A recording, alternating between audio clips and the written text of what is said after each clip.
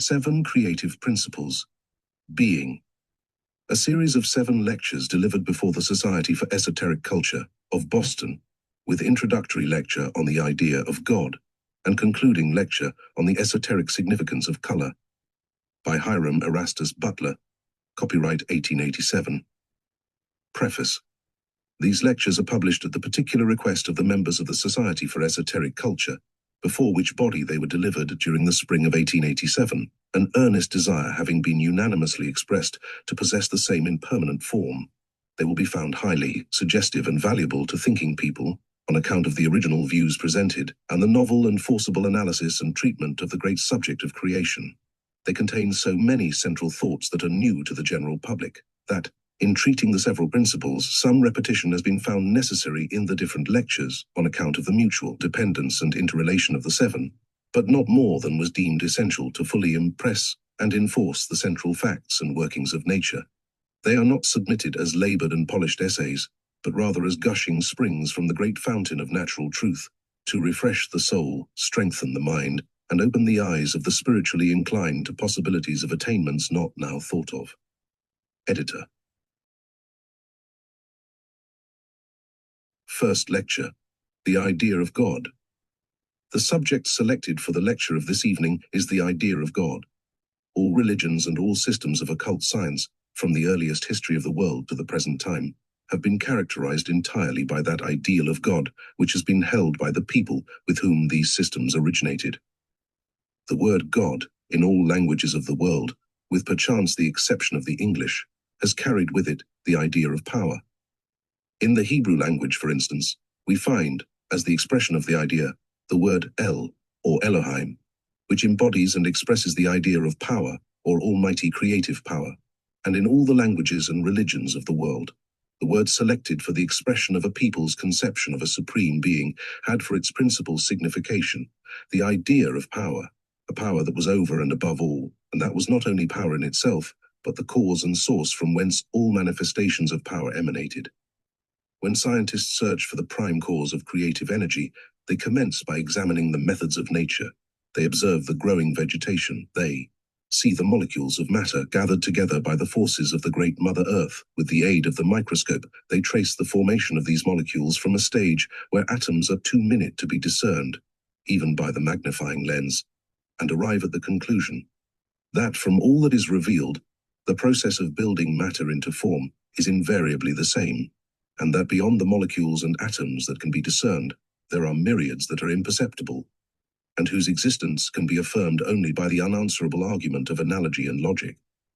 The creative force they have thus far been unable to discover, but the result of a creative force is fully manifest, an interior power that builds and demonstrates, and from which orderly and harmonious structures arise, emblems of an interior and invisible order and harmony, be its source what it may, yet ever orderly and expressive of method and intelligence in its creative manifestations. The materialistic scientist has usually arrived at the conclusion that matter has in itself the requisite potency to build orderly structures, beyond which he cannot go, and thus is empty of adequate or satisfactory solution of the great problem of life. In our effort to present to your minds our ideal of God, we shall endeavor to enable you to conceive of a supreme being who has attributes much broader and greater than has heretofore been generally accepted. We do this because we believe that in order to attain to the knowledge of grand truths and states of unfoldment, one's conception of a great, all-pervading, divine essence must embrace the grandest and most ennobling ideal of which human nature is capable. It is only necessary to look into the history of the world to see how closely the character of the nations has been molded by their ideals of God. The nations which have believed in one or many gods, gods whose principal endowments were those of the worst attributes of human nature, who were vindictive, jealous, constantly warring with each other or with their subjects, modeled their lives in conformity with their belief, justifying their desire for revenge and domination by force, the strong oppressing the weak by the power of their own might, thus honoring and imitating the overbearing, unsympathetic ideal gods of their imagination. Thus we find in all history that according to their ideal of God, such has been the character of the people. Man is of necessity a religious being. The idea of a God has possessed all nations and classes. A people so low down in the scale of unfoldment who have not had an idea of God, calling it the Great Spirit, as did the American Indians, or by some other significant name, has never yet been found.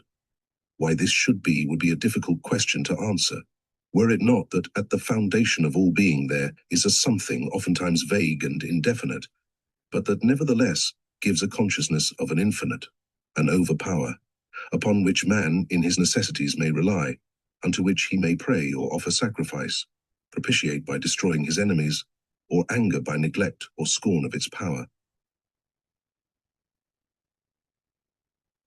Scientists tell us that we cannot understand or even think of anything of which we have not some correspondent within ourselves. Thus far we bear them company, but when they state that we can know nothing but that of which the five senses take cognizance, we take issue, for this is far from true.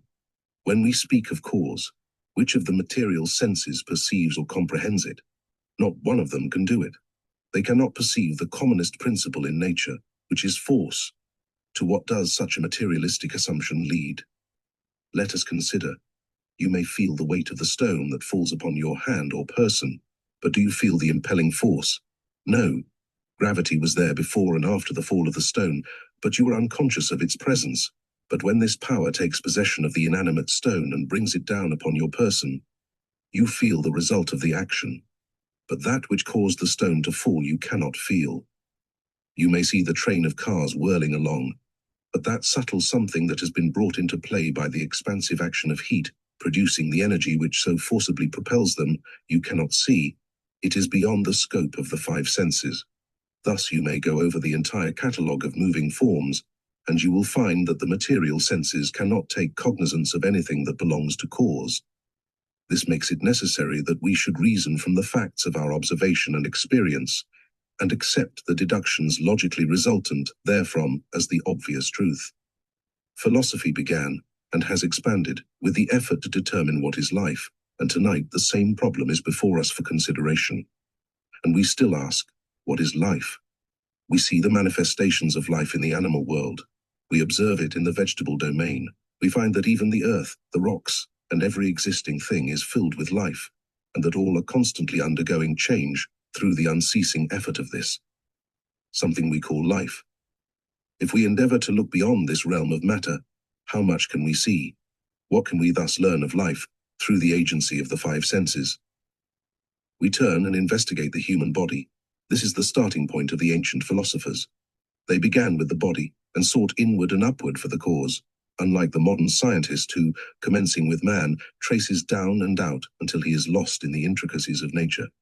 Let us in our investigations return to the methods of the ancient philosophers, beginning with the highest attribute of man, the will.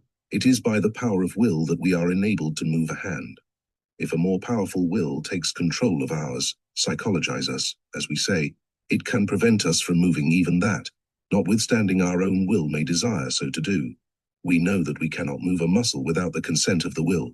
We talk about the involuntary action of the system, but such action is nothing more or less than the movement by the will in accordance with an established habit of being. Every possible action of our organization may, by the effort of our own will, be suspended, and investigation has proved that there are those who are capable of suspending every action or function of the system, even bringing the involuntary activities under control of the will. Thus, habit, being induced through the operation either of one's own will or of that of the parent organism, may again be dominated by the same agency. Continued practice causes the hand of the mechanic or musician to act in as regular and systematic manner as do any of the apparently involuntary muscles. I have seen men execute the most intricate mechanical work, that which required the utmost nicety and exercise of fine artistic sense, such as could be attained only by long and untiring application, without any apparent thought or attention. Therefore, we see that the will not only establishes but corrects and controls habits, and is the dominant power and ruler of all. In our search after God, it becomes necessary to look within and beyond. We therefore proceed in accordance with this law, in our analysis of the highest form of earthly organization, namely man. When we have ascertained what man actually is, we begin to form a rational, in fact the highest possible conception of how and from whence he originated. Let us turn our attention to the old Kabbalistic name Yahweh, which I have chosen to place on this chart as representing the cause of the 7 creative principles, which we shall discuss in subsequent lectures. This is the Hebrew word Yahweh. It occurs over 6,400 times in the Hebrew Bible. It is translated, I think, in our version but 4 times, in 3 of which it is rendered as Jehovah, and in the 4th as Jah or Yah. And you will notice in the English translation of the scriptures that wherever the name of the deity is used, when derived from Yahweh, it is invariably spelled with capital letters. This word Yahweh, the Kabbalistic name for God, means, I will be what I will to be.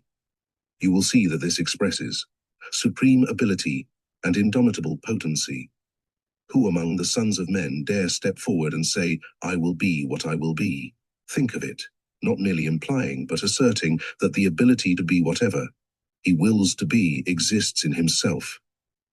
Here we have a foundation thought, and here I will say that in this I will be what I will to be, we find the key to the whole Hebraic scripture.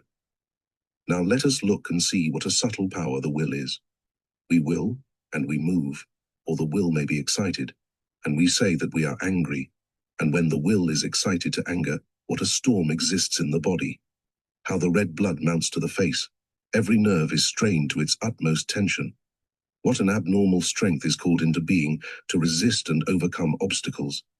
And thus, even the weakest organizations are by this power of the aroused will enabled to assert and maintain their right at all hazard. Thus you see that the will is the absolute monarch, ruling every muscle and nerve, governing every thought, and that every other power in man is subservient to this king, the will. Let us look still further and turn our attention to this planet, Earth. It is relatively but a little ball revolving around the sun, its great center of light. There is a large family of worlds, each revolving around the same center, each following in its own prescribed orbit.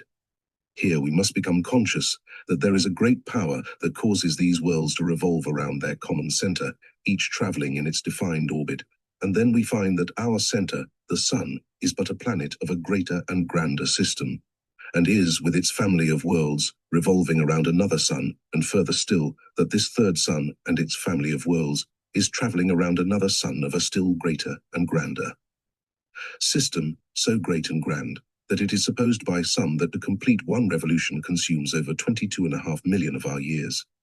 Here the telescopic deductions of man now cease. But do mathematics cease here? We think not. There are mathematical methods by which it can be proven that all these worlds are born from a great central sun, and that as they are farther and farther removed from it, they become finer and more ethereal, are more fully developed by the same law of transmutation and change that we observe in our planet, the Earth, which Earth is but an immense electric machine, generating currents of electricity and magnetism which bind it to its sun. The material elements are being transmuted to finer essences of being, and in these worlds born from the central sun, we find that they are getting finer and less physically strong in their currents. Therefore they are drifting farther away from their center. If we will investigate our planet, the Earth, we shall find that it is becoming finer and less strong physically, that every generation of its inhabitants is becoming more refined than its predecessor. Look back for a few generations and see what a different character they bore from the people of today. How much weaker are we in muscle, how much stronger in brain, how much greater flights of thought are being taken today than in years long ago. Thus thought and mental power are gaining, while physical energy is decreasing. Thought is the co-worker of the will.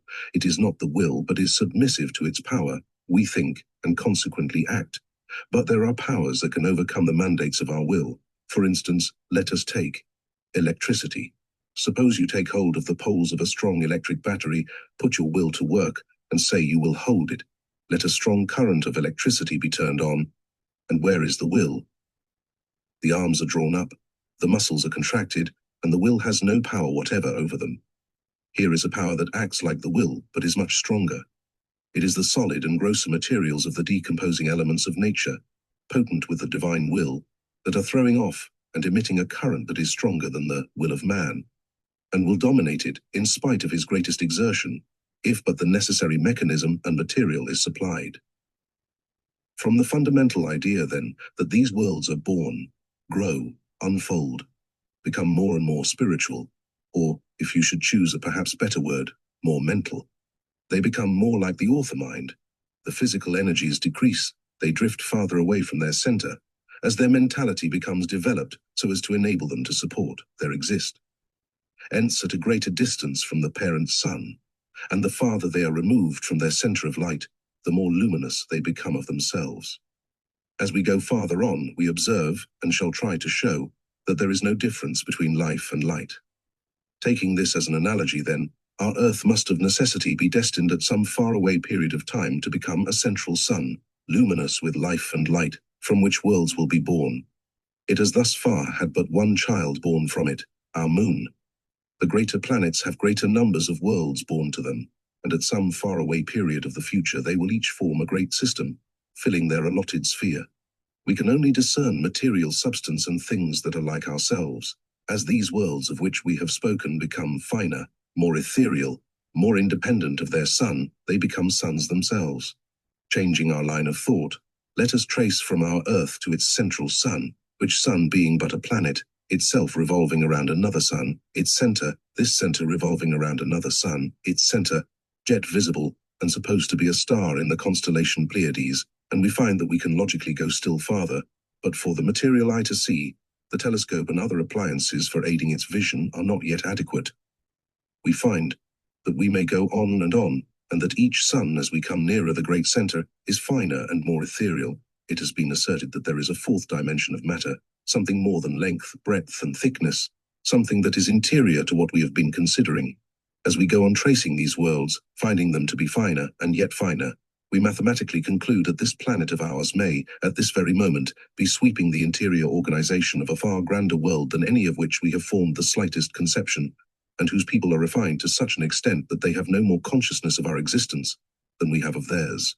So from mathematical conclusions, we may trace until we can conceive the thought that all which we call space is peopled with worlds and systems of worlds, interior to other worlds and systems of worlds, until there shall be no such thing as space, and that in this which we call space we could, were our eyesight sufficiently refined to take cognizance of, all the conditions of matter, perceive millions and millions of worlds, interior to still other worlds, all interpervaded by one great essence of being, which, for lack of better terms, we call God, Spirit, Soul, or Life. We are bewildered when we seek to locate cause, and when thus going out in thought into the breadth and vastness of creation, we can see that we may logically conclude that this which we call space is so densely filled and inhabited, and not only inhabited, but interinhabited, that it is not space, but is occupied by existing and orderly moving worlds. We can also see that all these systems are governed by a definite law of order. Order pervades everything. Not a plant can grow, not an organic life exist, except by the law of order. We need never expect a machine to be made to do our work, except it have form and order. It takes mind to make a machine, and to so construct it agreeably to the law of order that it will perform the work which we design it shall do. If a man should bring to us, perchance, the delicate machinery of a watch and say, this grew of itself, could we believe it? Could we possibly believe that the existence of such machinery happened by chance? That the pieces of metallic substance fell down from somewhere, and by some jostling came together in this perfect order? No, nothing could convince us, or any other number of thinking men and women, but what there was a mind, an intelligent and reasoning power that caused every part to be made, put in its place, and arranged in its order. When we look out upon our world and see how it, and everything in and upon it, is in the most perfect order, can we think that it was formed without intelligence? Much less when we look into our solar system and see its multitude of worlds, each revolving around a common center, all held in perfect order, all working with the exactness of unparalleled machinery which surpasses the possibilities of the conception of the human mind. Can we for a moment think that there is not a mind behind it, that there is not a will that controls it? Certainly not. Now we must pause in the presence of this great, almost unknowable machinery of nature, working in perfect harmony, without inharmonious action in any part. It has been stated by astronomers that if it were possible for one world to be out of time for a moment, that all systems would be thrown into chaos, so perfect is the law of order in nature. Now there must be a mind and will that is holding everything in its place. There is a thought that has built everything. There is a will that controls all, and that will is like the will which governs the machinery of our bodies. When we get further on in this course of lectures, we will show you that there are reasons for believing that not only is there an intelligent cause, but that this intelligent cause has actually the form of man. The old philosopher and astronomer who gave to us the picture we have in the common almanac of today, of the man with the 12 zodiacal signs around him, had a reason for it, and we will show you further that Swedenborg, although considered a dreamer and visionary, agreed exactly with all the visions and prophecies of antiquity, that the planet Earth and its inhabitants were all members of one great body, one grand man. These facts are arrived at from the annual revolution of our planet through the 4 quarters of its ecliptic. These 4 quarters, being again divided into 12 parts, give to us an insight to all the mystic symbols of our Bible, wherein we find the 12 sons of Jacob, the 12 apostles of the Lamb, and the 12 which are so constantly referred to in all the prophecies. These 12 divisions of the ecliptic, through which the earth passes, if you will observe them, take for commencement the sign Aries. This sign has reference to the head and power of the reason. The earth enters into this sign of the zodiac on the 21st of March. Now, if you will take the trouble to examine into the characters of persons who were born when the earth was in this sign, say for 1 month dating from the 21st of March, you will find that they are all persons who demand a reason for everything, are ready to give their own reason for all they bring forward, and are generally inclined to support their reasons in a somewhat logical manner. By thus comparing the character of persons with the indications belonging to each of the 12 signs, you will find that character may be more fully delineated than by any system of phrenology, for these 12 departments of the zodiac actually contain the 12 principles that form the 12 different functions of man, and their center is the will, which controls the grand man. We then conclude that the God of the solar system, the power which controls life within the limits of that system, is in the form of man, and works through the grand functions of the solar man. The same evidence teaches us that we may carry the idea of man into the ecliptic through which our sun travels in its revolutions around its center, and so we may go on eternally and still find the form of man interior to all created suns and worlds, tracing this divine principle yet more and more interior, until the mind is lost in its inquiries into the mystery of what this God-man is. I tell you, friends, that the same law of logic holds good in considering individual man, and when we have solved the question, what is man, we have also solved the problem, what is God?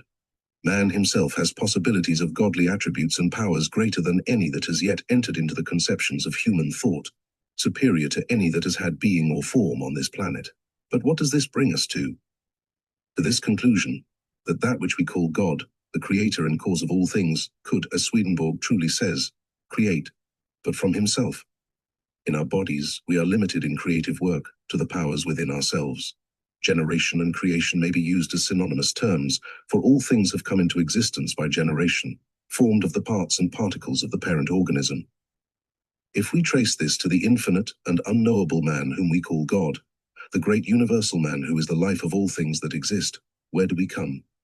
We reach the conclusion that all that we call matter is only another state of existence of the same being or cause. When we have an idea of a spiritual and unseen being that we call God, we, with the ancient Kabbalists, formulate an idea of a place or state of perfect white light, which light is the source of all fire, but of a fire that is creative, gives life, but destroys nothing. Whatever our idea may be, let us expand it once and for all to this, that the gross matter upon which we walk is but the concentration of the infinite spirit. Matter itself is only a condition of spirit, and as that condition changes, it becomes invisible to our perception, and so we may go on, eternally on, from state to state interior, and yet more interior. What we call solids today may tomorrow be changed into gases, pass out of sight. We may call it ether, spirit, mind, or what we will, for the fact that there is nothing known in the universe that cannot be turned into gases and thrown off into what we call space, and no longer have form, measurement, or weight, is in itself evidence that as into this it can be turned. From it must have come. Then what shall we think of God? What is God? God is everything, is everywhere, fills all space, fills all things, is the life and intelligence of all things, is the motive power of all things. But, you may say, you are destroying entirely the ideal we have been worshipping under the name of God. No, not at all, for, as we have already said, this idea of God brings you back to the idea of your own being, for you are of God, and God is within you, All that you are, all that you can be, all that you may attain to, is of God, and without the God within you, the essence of the great soul of the universe, which animates and inspires you, what would you be? The physical shell, which is the house that contains this great vivifying and all-enlightening spirit, is but a clod of senseless matter, which must soon be resolved into the elements from whence it came. To enlarge upon this theme, the entire mass of humanity are but parts of one grand whole. Each member is but an emanation from the great universal mind, and it takes the whole to make the one great body, and you and I, and our earth, and all that is within it, are members of this one body. Hence we cannot injure a single member without injuring the whole body. Therefore, there is true logic in the idea of the Orient of today, when they express the thought that all life is precious. Therefore kill nothing, because if you kill anything, it must of necessity react upon yourself. For all that exists on this planet is part of your body, part of the great God who rules this body, a part of your mind, and your mind a part of it. Again, all there is in the whole planetary system is a part of this one mind, this controller of all, and so on. From system to system, up to the infinite itself, it takes all to constitute one grand unit. Where, then, shall we look for the highest? In the individual, the will is the supreme monarch. We cannot move a muscle without it so ordains. Has it form? No, we should define it rather as function. It has an organ, and that organ has form. Is it anything of form that causes me to move my arm? No. There is a center of power, call it either if you choose. My hand moves quicker than thought. Will has done it. The action produces thought. Has this thought form? Yes, thought has form called into existence by the mandate of the will formulated from the essence of the body. Each of you, my friends, are a thought form of the solar mind, through which the God of this universe operates. A thought form, an expression, yes, a word of God. How truly John expressed this when he said, "In the beginning was the Logos, the Word, and the Word was God, or power, and all things were made by it, or him. When the thought was formed, a world was born, and in that world was the essence of being that brought us here. You and I stand, a thought of that infinite. Is that all? If we find that all that we call space is filled and intertilled with that which we call God, then what? We do not weaken our conception of God, but we are inevitably brought back to our Hebraic Bible, which states that God is everywhere present and knows the heart and thoughts of every living soul. Yes, he knows, he thinks. If this were not so, how could you think and know? From whence did you receive the higher attributes that we call love? We love our wives and our children and are willing to labor to uphold and maintain those dear ones. We derive these attributes from the fountain of all good, and yet we are a condition of matter, and although part of a great whole, are bound here and ensphered within certain limits. But a mind has projected you into being, and that mind is everywhere. Man is a being of love, and there is nothing that can live without it. Love is a magnet, it draws to and embodies in itself the object of its love. Without love, the grass could not grow, not a flower spring forth, not an animal organization could exist. No, it has formed all things, and therefore the wise man said, God is love, love is power. When we refer to the ancient Kabbalah and to the Hebraic Bible, we read that after a panoramic view of the whole order of creation, God said that all that he had made was very good. Therefore we are right in attributing everything that is good to love, for God is love, and love is power. There is nothing in nature but what is good, and when we call anything evil, it is because it opposes us. Now that mind of which you are the expression, of which everything that is an expression, by which all worlds were formed, is everywhere, and all the attributes possessed by human nature are everywhere. Take a thimble and hold it up. What does it contain? Atmospheric air. What more? Why, it contains enough of that infinite thought potency to make a world, give it sufficient time.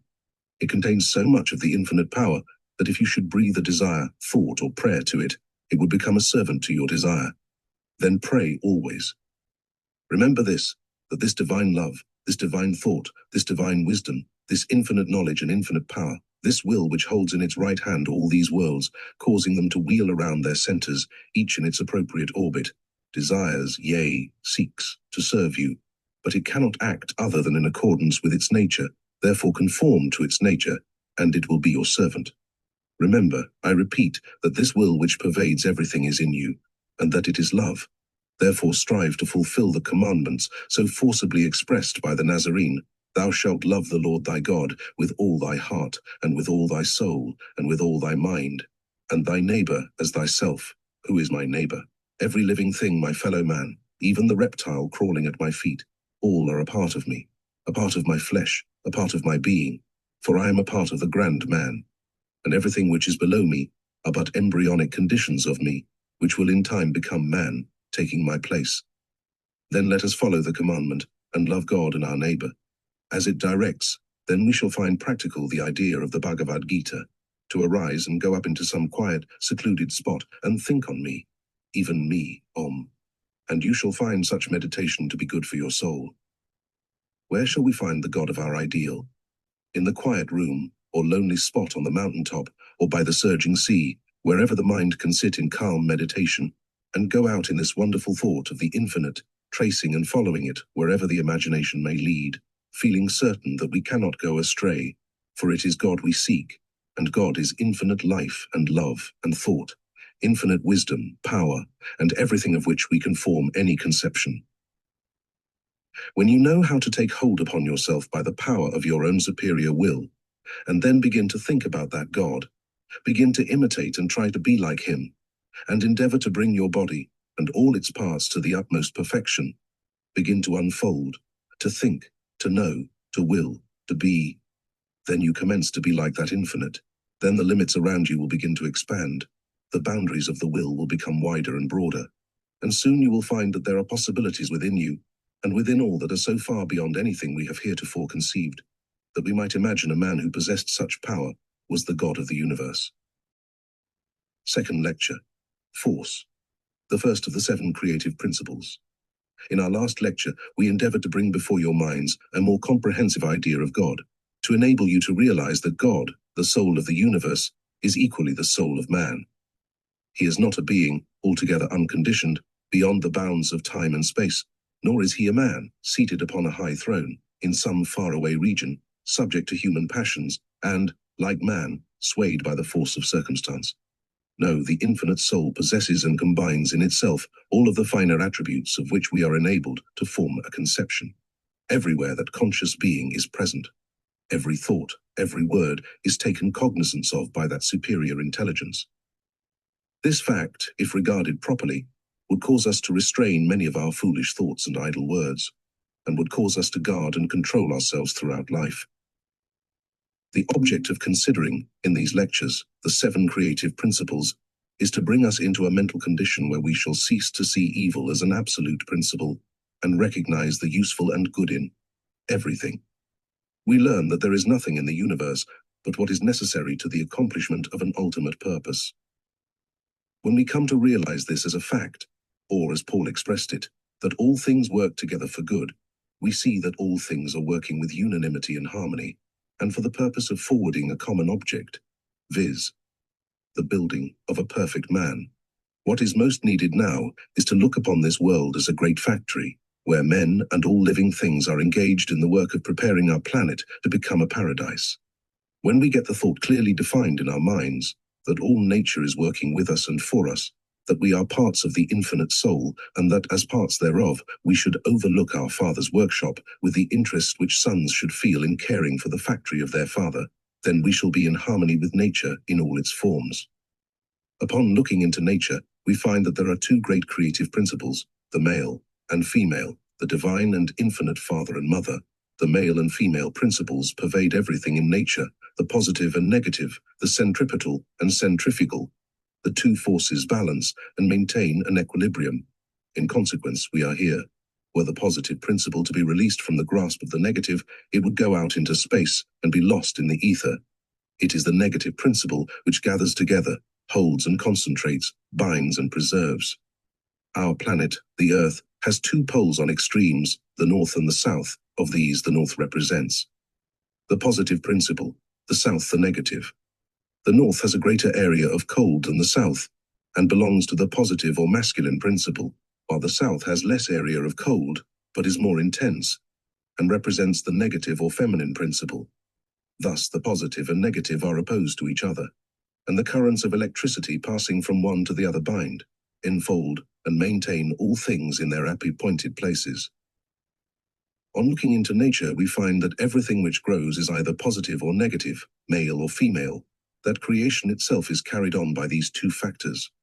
When Moses went out of Egypt, as a keeper of Jethro's flock, his mind was stored with knowledge derived from the Egyptians. By reason of this knowledge, he was enabled to develop his soul powers to such an extent that he became capable of receiving and communicating with the soul of the universe. He became conscious of the existence of these two forces, the positive and negative, and of their great potency, without whose reciprocal action nothing which lives could have been brought into objective existence, and the two cherubs which he afterwards caused to be attached to the Ark of the Covenant, in conformity with the command given him upon Mount Sinai, were symbolical of these two forces. Such knowledge and power as was possessed by the Hebrew prophet may be attained by all of you if you but pursue the methods necessary for their attainment as diligently as did Moses. In treating of the 7 creative principles represented by this star, we will commence with the first force, which is negation. That which we call soul necessitated a change of condition before it could become that which we recognize as matter. Therefore, force, as one of the creative principles, must be brought to bear upon the universal soul, or 12 electric oceans, to concrete matter as the basic substance of all objective forms. The word logos that appears in the center of the diagram is in accordance with the thought expressed by John, who is accepted by all mystics as being a great Kabbalist. He began his gospel most wisely when he said, "In the beginning was the Word, the Logos. The Word was with God, and the Word was God. All things were made by him, and without him was not anything made that was made." Let us examine this more closely. If the word God meant power, we should read, "In the beginning was the Word, and the Word was Avith, power, and the Word was power, and all things were made by it, and without it was not anything made that was made." This is evidently the true meaning of John. In our consideration of God, the everywhere present and all-powerful spirit of the universe, we think of it or him as we do of the power of thought. You form a thought preparatory to its expression. How is this done? The life essences of your being are called together, concentrated in the brain, formulated in the mind, sent out by the will as a thing or entity. Perhaps we had better pause here and look a little deeper into this idea. We have said that a thought partakes of the essences of our own being. How do we know this? We know that when a man labors hard every day, that necessity obliges him to feed and sustain his body accordingly. If he is engaged in physical labor, the forces that are created through the food are absorbed by the body and go no farther than physical energy and are expended there. If the labor is mental, those forces are utilized by the mind. If a man is laboring very hard with his brain, it is necessary for food to be furnished the body more abundant than when both body and mind were quiescent. This is evidence that the food we take into the body is for the purpose of supplying material from which this chemical laboratory of ours may transmute and bring into existence a subtle element which supplies and sustains the thought-formulating powers of the brain with its requisite material. And it is beyond question, as any thinking investigator may prove, and it has been proven thousands of times, that every word that we speak is formed of the essence of our being. To such an extent does this fact obtain that even the walls of the house in which we live partake enough of the essence of our being to enable sensitive persons, by taking a piece of paper from the walls, to draw from it, without having ever seen or even heard of its inmates, the same magnetism that was formulated and sent out by the brain and characterized by our essence. They will see us there, know our nature and character, and can describe us accurately. This, I say, has been proven over and again. Now, if this is a fact, it necessarily follows that every thought formed in our minds, and every word uttered by us to the mind or soul of others, appears like the thinker, partakes of every particle of our entire nature and being. So, in the beginning was the Word. This infinite, incomprehensible intelligence formed a thought that was to create a world and people it with man in its own image and like unto itself. In the first chapter of Genesis, the 26th verse, we find these words, "Let us make man in our own image, after our likeness, and let them have dominion over the fish of the sea, and over the fowl of the air, and over the cattle, and over all the earth." The very central thought in the Hebraic Bible is expressed by this thought. The keynote of the whole subject is concentrated in the express scion, that the thought of the mind of the infinite spirit was to form a world and create beings like unto itself, and who, by possessing the powers and attributes of that spirit, should be enabled to control the fish of the sea, the fowl of the air, and all things in the earth. Such is the thought that went into space with its dual activities. I conceived a yes, we say, thought. Conceive thought, through the agency of those dual principles ever active within us, and without which we cannot live. The two forces of the mind must tone together, or there is no power to think. Every thought of ours is as much our child, our offspring, as a child that is incarnate in the flesh and comes into being by means of the same law, the same essence of being, without which essence we have nothing out of which to make a thought. Remember that the creative principles of nature are the principles of generation. It underlies everything. Every grain of sand upon which we tread was once a living entity. We are constantly walking upon the ashes of the dead. Then the thought formed by the infinite soul and sent into nature was the Son of God. John spoke with great wisdom when he said, "The Word was made flesh and dwelt among us, and we saw his glory as the glory of the only begotten of the Father." What did he mean? John was a philosopher, and he knew that he was speaking to people who were low down in the scale of understanding. He intended simply to convey the idea that in the beginning the Word of God formed a world, then the work of creation passed on through its successive stages of evolution, until finally, in the fullness of time, there stood forth one man in the world who was able to demonstrate the fact that he had power over the fish of the sea, to say to them, "Bring the necessary tribute money and be obeyed by them," and to command both the animate and inanimate forces of nature and have their compliance to his mandates. He was the first man brought forth by the earth to that people and in that age who possessed such power. He was the expression of that power and thought that went forth into space and created worlds. The Word of God that was sent forth into space had in it principles of a triune nature. Therefore, we have illustrated upon the diagram two triangles representing the positive and negative, one the exact opposite and antithesis of the other. The triangle represents in its character, and has always done so from earliest history, first, the physical body as the base, with the spiritual and the soul or mental nature standing over. One side of the upper part of the triangle represents the soul. The opposite upper part represents spirit. These trinities, blended together, form the six-pointed star, and in and through the workings of this double trinity, creation is what it is. The Father was always in the attribute of spirit, while to the Mother has always been given the attribute of earth. Why? Because the positive is centrifugal, goes out from the center, scatters, ramifies, goes into space, ceases to be solidified, knows no bounds, while the negative reaches out and gathers in, lays hold of the positive and enspheres it, binds it within its own limits, and forms to itself the germ of being. It remains there until aided by the higher life principle which we get from our solar ray, which gives it life, when it to draw additional it too, begins strength, begins aspire, yes, to pray. It reaches out, it gathers the sunbeams, it attracts the life-giving principle which strengthens its power to advance.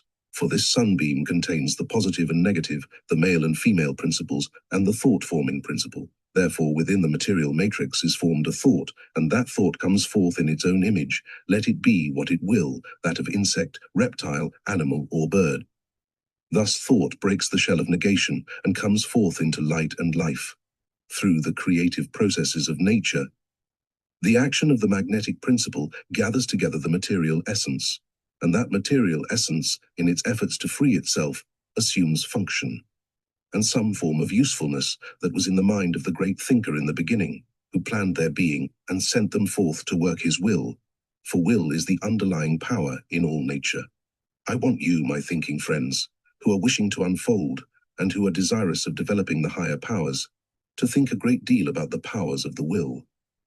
You cannot dwell too much upon this subject, for it will constantly expand and grow in your thought and life. It goes out into everything, and is found to be the active worker everywhere. Force, then, is first negative conservative magnetism, and is a principle of bondage or binding. It is a principle that, when carried into the realm of mind or matter, binds, restrains, and thus all men today are bound and held by woman. Every man is bound by her, confined within the sphere of her limitations, out of which he cannot go without a struggle and effort of his own will. This, however, is not the voluntary action of her will, but is the magnetic potencies generated through her, and as he cannot wholly escape limitations, neither can he advance save as she advances with him.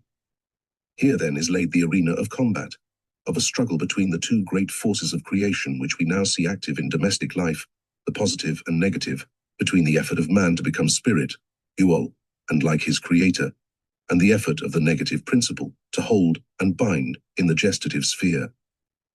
The interior of woman is masculine, and it is incumbent on woman, at the present time, that she pause and think.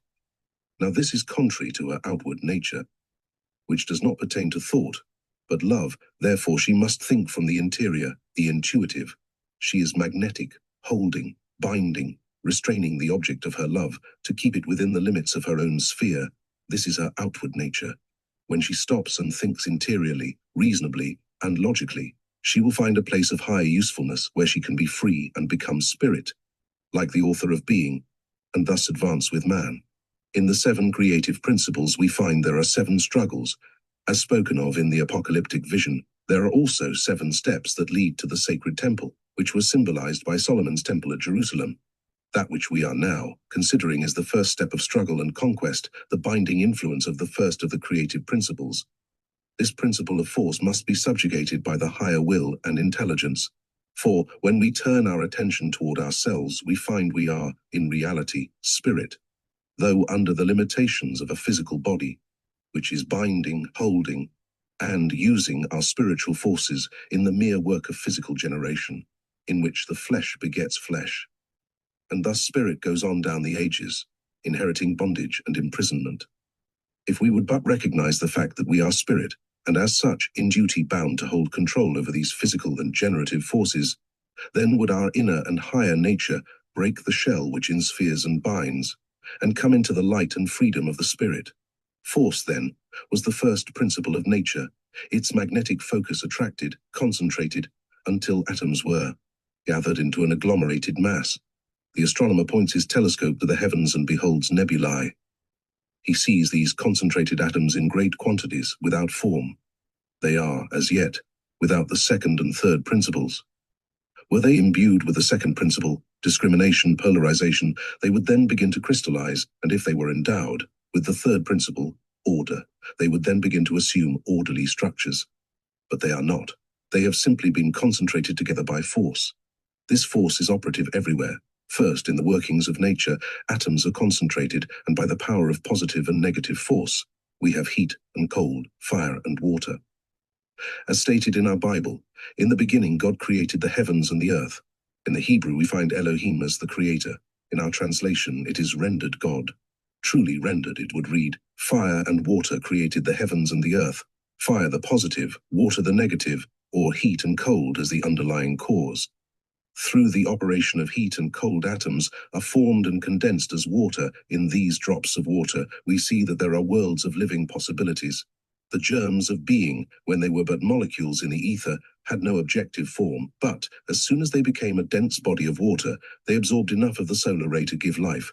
They began to take form in this mass of water, and these forms fed upon the essences with which they were surrounded and upon each other, and, as they generated their kind and increased, they died, and the solids that had thus been formed commenced to deposit sediment at the bottom, and thus earth began.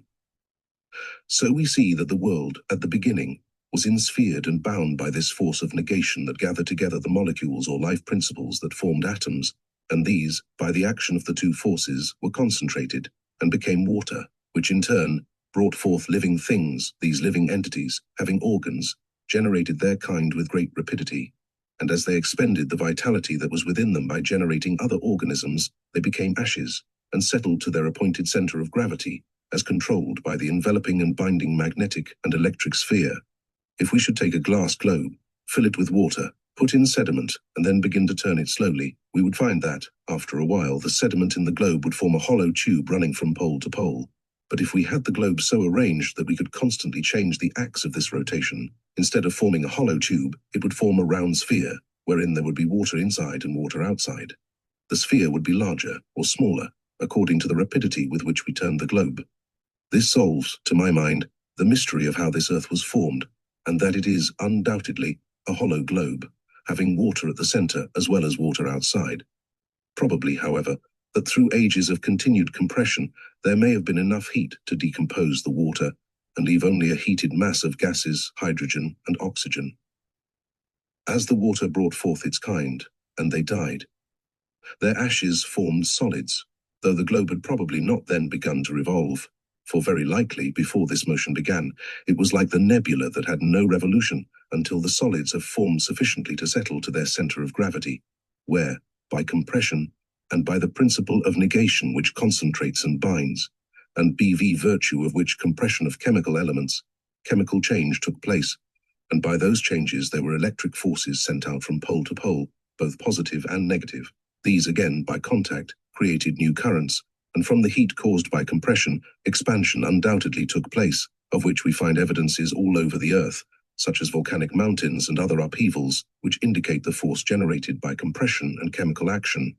We have also to notice that there is a magnetic current flowing up and down, as well as north and south, from pole to pole. This can be proved by taking an iron bar. The ordinary stove poker will suffice for the experiment.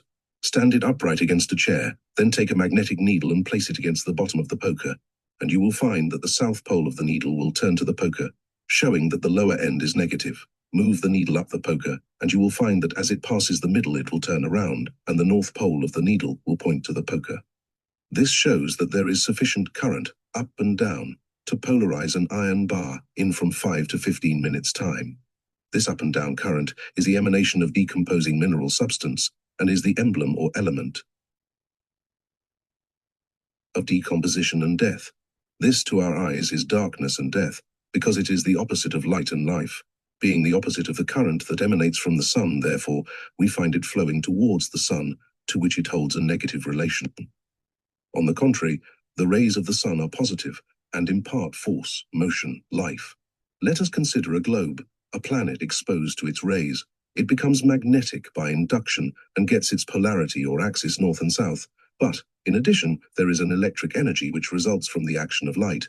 This again arranges itself according to electric laws, and one side of the globe becomes positive and is repelled from the sun, while the other, being negative, is attracted, and thus revolution on its axis is established.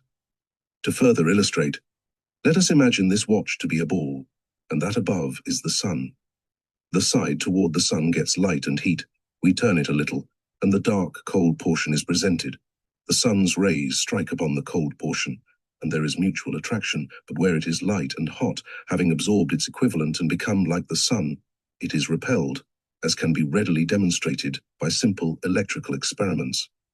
Therefore, I've realized that the Earth must continue to revolve, in the ratio of the electric energy that is brought to bear upon it, and we have no reasons to apprehend a diminution of the supply. Light is an element, just as much as water, and you may be aware that watch dials and other articles are now being made which have the capacity of absorbing enough of this element during the day to enable one to see the time at night without the aid of other light. So is darkness and clement, but it pertains to death and decomposition, and therefore the human mind quite naturally associates black as the symbol of death and grief. We find man, as a rule, acts wiser than he is aware, as intuition leads him to do many things with greater perfection than he comprehends. If we watch the action of children, Ave will find the same thing is true, and that they often manifest an instructive method, and that their actions are in conformity with a reason beyond their comprehension. And this is so because there is an infinite soul that animates and guides their being. Thus we see that there is an active, attractive, and enveloping principle in nature that set this earth in motion, and, when motion commenced, it begun to take form. Life and creation commenced in the water and went steadily forward. Sediment deposited, chemical action took place, and upheaval followed upheaval, and when there was a sufficient amount of solid matter above the water, vegetation began to form. Of necessity, I have been obliged to encroach upon the work of the other principles, for there can be no progressive formation without the operation of the principles of order and discrimination, and these principles are present and to a certain extent active, even high the molecules and atoms before they become water. In summing up this lecture, we desire not only to give you the principles of the subject, but to impress you with their direct bearing and use today. Yet it is well to say that, during this course of lectures, there may be some points of philosophy that may not be clear to you, and you may not be able to understand all their practical bearings and use, but you must keep in mind that there are two objects to be attained, as expressed in the earlier portion of the lecture, viz.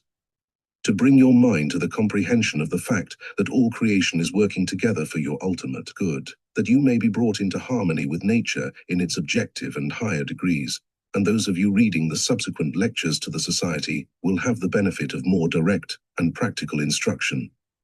Again, as we advance, methods of attainments will be given, higher degrees unfolded by which you can gain control over yourselves and the forces of nature, whereby you may become sons and masters instead of servants. Therefore, as we proceed, you will find that these thoughts are but stepping stones to that which lies beyond, within the veil, and which must, of necessity, for the present, to some degree at least, seem mere matter of theory, but later on, to those of you who follow out and make the required attainments, they will become matters of realized fact, having served as a bridge enabling you to pass over the chasm and enter the new world of thought and power. Third lecture, Discrimination, the second of the 7 creative principles.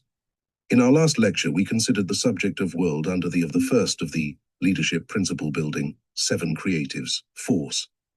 We called your attention to the fact that this force, being negative, called into existence a sphere, not by itself alone, for it is impossible for us to consider these 7 principles in their operation in the world, entirely separate one from another, as they work together, and no one of them can work entirely independent of the other. They are united, together in their action, as literally in all their workings, as they are in the diagram of the star that represents them. Therefore, all through the consideration of these principles, we are forced to take each of the 7 as a head, controller, and subjugator, we may say, of the other principles that are acting jointly with it. These 7 principles are the foundation and means by which the multifarious conditions that we see in the world arise into objective existence. And, as the mind scans the vast world radius and working of these principles in their successive stages, we are lost and feel like turning away as from a task beyond the possibility of human intelligence. But, having before us a diagram, which is the formula that expresses these principles, we are enabled to take up each and trace them in their creative workings. In the operation of this second principle, discrimination, which is the subject for consideration in this lecture, we observe that it is, in itself, first, the manifestation of the polarizing principle. We are told that even atoms have polarity, and that polarity gives them the nature of attraction and repulsion, which is the manifest action of discrimination. This polarization will be seen in its first phase of operation by taking 2 needles, polarize them with a magnet, and then lay the positive pole of one to the positive pole of the other on a piece of paper, and they will immediately fly apart, reverse them, turning the negative pole of one to the positive pole of the other, and they will come together. Here is the first manifestation of the law of discrimination, a principle in nature that discriminates as to the relation of atom to atom. This principle is not only found in the atom, but it is the prime factor in all formation. But of course, without the third principle united with it, it would only build together the atoms of matter, not in the form of molecules, or even in the form of vegetation, but it would simply build together in a straight line, which line might continue on and on eternally. We know that we can take a bar magnet, cut it in 2 as many times as we please, and every piece will still be a magnet, having positive and negative poles which would come together just as it was cut apart, in the same direction, one to the other. That is to say, none of the pieces could be turned around and put back in place and adhere, but if the pieces were all kept in the same direction and then put together, they would cohere by the power of the magnetism that was within them.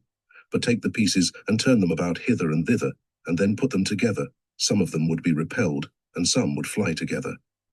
This law of discrimination is found operative at the very base of material formation.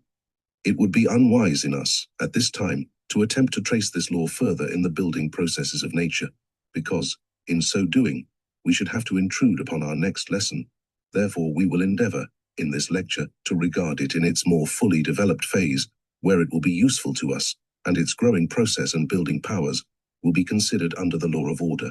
In the lecture on the third principle, we find, in our relations to each other, that the same principle of discrimination is operative between man and man.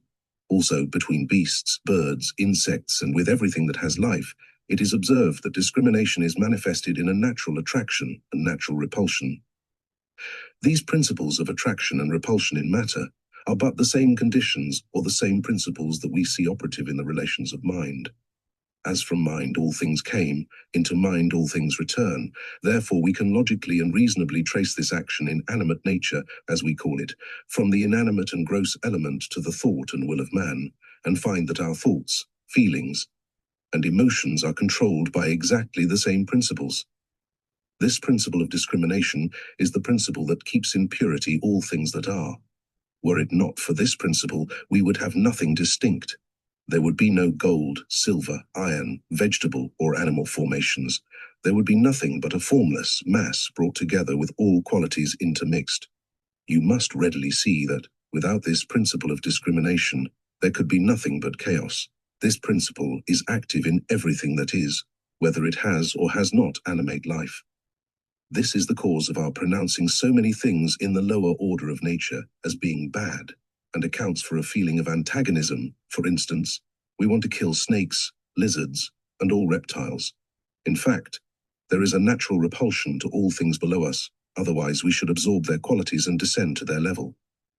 Many who have begun to think and observe these laws of mind have concluded, because of this strong repulsion and attraction, that those persons that they were repelled from must, of necessity, be evil, that there must be something about them that was bad, or else they would not be so repelled by their presence.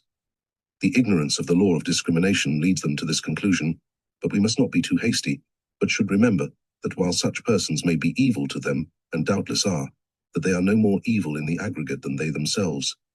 Perchance they may be superior persons in every way, and yet this repulsion be felt. In fact, there are few persons in the ordinary walks of life who, if they should meet a man possessed of the attainments of some of the grand masters that we read of in the works of antiquity, but what, as soon as they should come into their presence, would feel a repulsion and shrink away from them. We might very readily imagine that the person was evil, and do often so imagine, when people on the present plane of life find a man or woman that is really, in all their characteristics, superior to themselves. They do not understand them and feel repelled. They see that such persons are self-possessed, and at once imagine evil concerning them. Multifarious evil conjectures arise in their minds, until, perchance, it may even seem proper to do them violence, or subject them to the law for imprisonment. The Nazarene implied this when he said, "Ye are not of this world. If you were of this world, the world would love its own. But ye are not, therefore the world hates you." Therefore, when we come to consider this law of discrimination, we find that often we meet persons that at first sight hate us, that are possibly even malignant, and seek every opportunity to bring us into condemnation, and to provoke us to do something that will put us in their power. Why do they do it? Is it because they are vicious and bad? Not at all. It is because they are themselves on a low plane of life. They love that plane of life, and as soon as one with a higher nature comes into their atmosphere, they feel that there is something in them that is breaking up and interfering with their plans of life, which is, in a measure, true, and they at once begin to antagonize them and to seek for some grounds of condemnation. And we know how prolific the imagination is when people get the idea that there is something bad in another, how easy it is to distort some of the best acts of life and transform them into appearance of a desperate character. We must expect these things in life because of the potent factors in the workings of creation. This is one of the causes. There are many others, however, that induced all the ancients, who made great attainments in the mastery over self and in controlling the power of the elements, to seek isolation from the world. They retired into the wilderness, into caves where they could be separated from their fellows, where they could be free from those antagonisms from which they would otherwise have to suffer. And this was well on their part. But we believe that the conditions are not so adverse today. We have reasons now to believe that there are a great many people who have become so fully unfolded in their interior or higher nature that they are ready and anxious to let go of this lower nature, this lower condition of life, and step upon a higher plane of being. This principle has developed in them a discrimination between right and wrong, between error and truth, between the descending currents of involution and the ascending currents of evolution too, which all things are subject. And ever in our physical bodies these two currents, of necessity, continue their action, and will so do whilst we remain in the flesh. In fact, I doubt there ever coming a time, in all the stages of progress that we may make in the ages to come, that these two currents will not be active in our bodies. The descending currents of involution arc by virtue of prayer. What is prayer?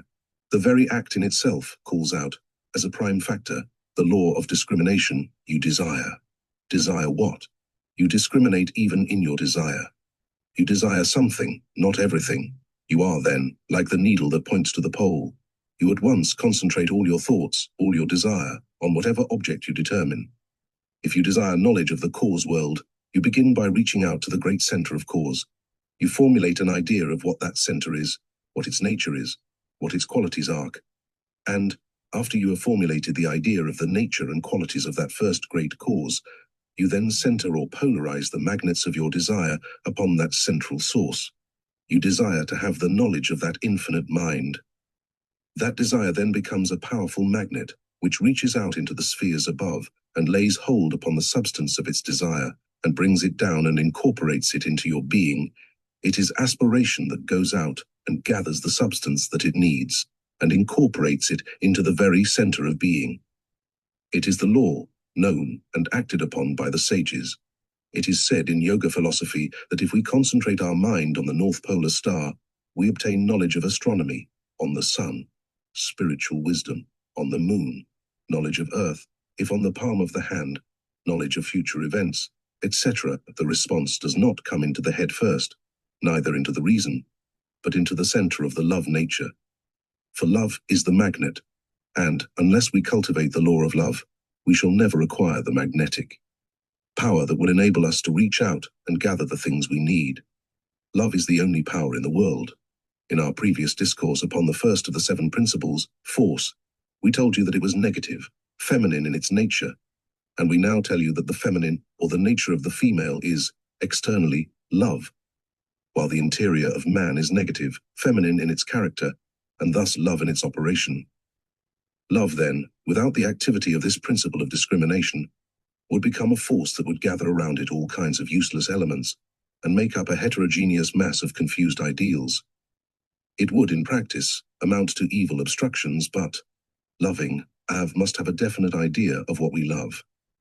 Here is where our Mother Church has made a great mistake. It has taught us that we are to love every person, love your enemies, love the wicked as well as good, but we must discriminate in our love between loving the man, the person, and the divine principle that animates him. We know that all life is good, that this animating principle, wherever it is found, let it be in man, in your brother, your loved companion, or in the most loathsome serpent that is creeping in the swamps, that life is good. It is a part of the infinite and must, of necessity, be good. It is the animating principle. We call it by a variety of names, but it is the spirit that animates all being. Now, we discriminate in our love. We love what? The good. God is good. God is the only good, the only good that maintains, supports, and sustains all things. But now we are speaking of absolute good. There is absolute good, which is spirit. There is relative good, which is a condition of usefulness. It is necessary for us here to make a fine point of discrimination.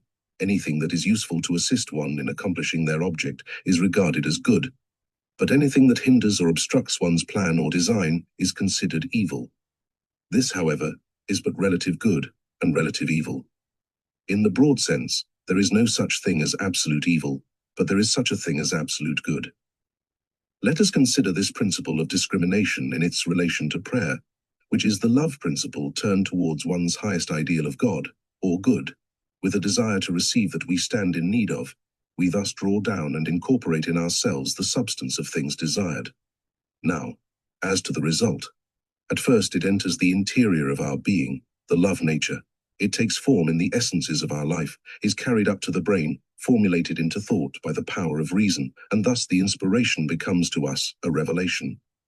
For then, that which we have inspired from the higher spheres through the action and aspiration of our love, entering into our life, forms itself into reason, and being a thought form, stands out before us in its image, in the exact form of the principle of which it is the expression. Now, this is inspiration, and revelation is its consequent result. The receiving is the inspiration, the formation in the intellect is the revelation, and it is thus that we gather to ourselves something that we did not possess before, something higher, something grander than we had. That which we before loved and clung to, we now hate because we have no more use for it. In its relation to this higher and grander, it becomes evil, and because of discrimination, we repel it from us, we spurn it, we say it is error. We must break that habit. If persevered in it will bring inconvenience, disease, and suffering. The new revelation that has been made to our mind, the law of discrimination from this says, repel. By state comes the mental condition that promotes the work of evolution. The incoming of a higher condition produces a spontaneous unfoldment of mind. Now, what is it that is involved in our nature? It is the thought crystallization of former expressions, and, when we repel and throw them off, they go down into a lower plane where they are drawn in sphered and become a part of the lower elements, and make room for the new and higher conditions in ourselves. It is well known that vegetation feeds on that which human life throws off, and the animal world also feeds mentally from the thought potency that the human mind exhales, so that these very principles that are today a part of our soul life, and which would otherwise go with us into another stage of being, may be, and should be, thrown off, and go down into the lower stages of being. In other words, the lower stages of existence aspire towards us. They seek and reach up to us as we do to that which is above, to God. They feed from the overflow of our nature as we from the infinite essence. That is the law of involution, the flowing down of the surplus elements, through us, to the very lowest stages of being. They are, when once disintegrated, scattered as it were, torn to pieces, and every part scattered to its place. The law of discrimination, it is thus perceived, works most diligently in nature. As these elements descend indiscriminately, this principle of discrimination causes each to take just what part it needs, and to repel all beside, exactly as does the little seed in its process of germination and growth. We, perchance, take two seeds, one whose nature is bitter, the other sweet. Make a hole in the ground. Drop those two tiny seeds into it. They lie side by side. The same moisture softens and expands. The same sunlight warms them. They germinate. They grow up side by side. Their stalks at once begin to draw away from each other, and we can scarcely find two such seeds. But what, when their stalks come up through the ground, would be some distance apart, as far apart as they can well got, for they are repelled each by the other. Their roots are all mingled together, drawing their sustenance from the same earth and the same sun. One repels all the bitter elements and attracts all the sweet. The other attracts all the bitter and repels all the sweet. They grow up together, and each maintains its own nature, regardless of the fact that they were germinated side by side, regardless of the fact that their roots were interwoven, and they are drawing their sustenance from the same fountain in every particular. So this principle of discrimination has relation to the law of involution, and even the effete elements that are thrown out from our bodies, even the thought potencies, which are elements, as I have shown you previously, are carried down to the lower plane of being, where each thing in its order attracts parts of it, takes it up, scatters it, builds new organisms, and, as these new organisms are built, they begin the work of aspiration, which is the factor in evolution. Observe the plant come out of the ground, two little leaves. Then, right out from the center of these two, comes another, and thus the plant grows from the interior. Finally, the first two leaves die and fall back to the earth to nourish other plants. They grow and unfold from the center. From the innermost they grow out and become the outermost, and then in turn they fall off, and out from the innermost again come others. Such is the expression of our life, if we are as active and as diligent, intellectually and spiritually, as the vegetable kingdom below us, and we certainly should be. The mind that is not active, desiring knowledge, desiring wisdom and understanding, expanding to its uttermost power to obtain knowledge, to obtain understanding of all that is around it, is not doing as well as the humble growing plant. All life is growing by force of circumstances, and these aspiring and these descending elements become to us an incentive to reach out, to aspire to something better and better. Therefore, from this interior consciousness, we are constantly discriminating between elements and conditions that we have already attained, that have served their purpose, and those which we are still reaching out for and desiring to secure. Then let us learn this lesson from the plant, never to stop growing so long as life and opportunity remains. What we know today should not satisfy us tomorrow. I can say for myself that there is no pleasure, worthy of the name of pleasure, that is obtainable through any other means than through the procuring of knowledge. We talk about pleasurable sensations. If we discriminate accurately, we will discover that many sensations are at the expense of our life, and not in reality pleasure, but rather a form of pain. It is only the ideal that gives pleasure. When we are imbued with a knowledge of the cause world, and begin to reach out and inspire from that great fountain of knowledge, R is for that which the world calls appetite-spoiled pleasure, the pleasure of the senses we then find, no true pleasure save in thinking the thoughts of the infinite.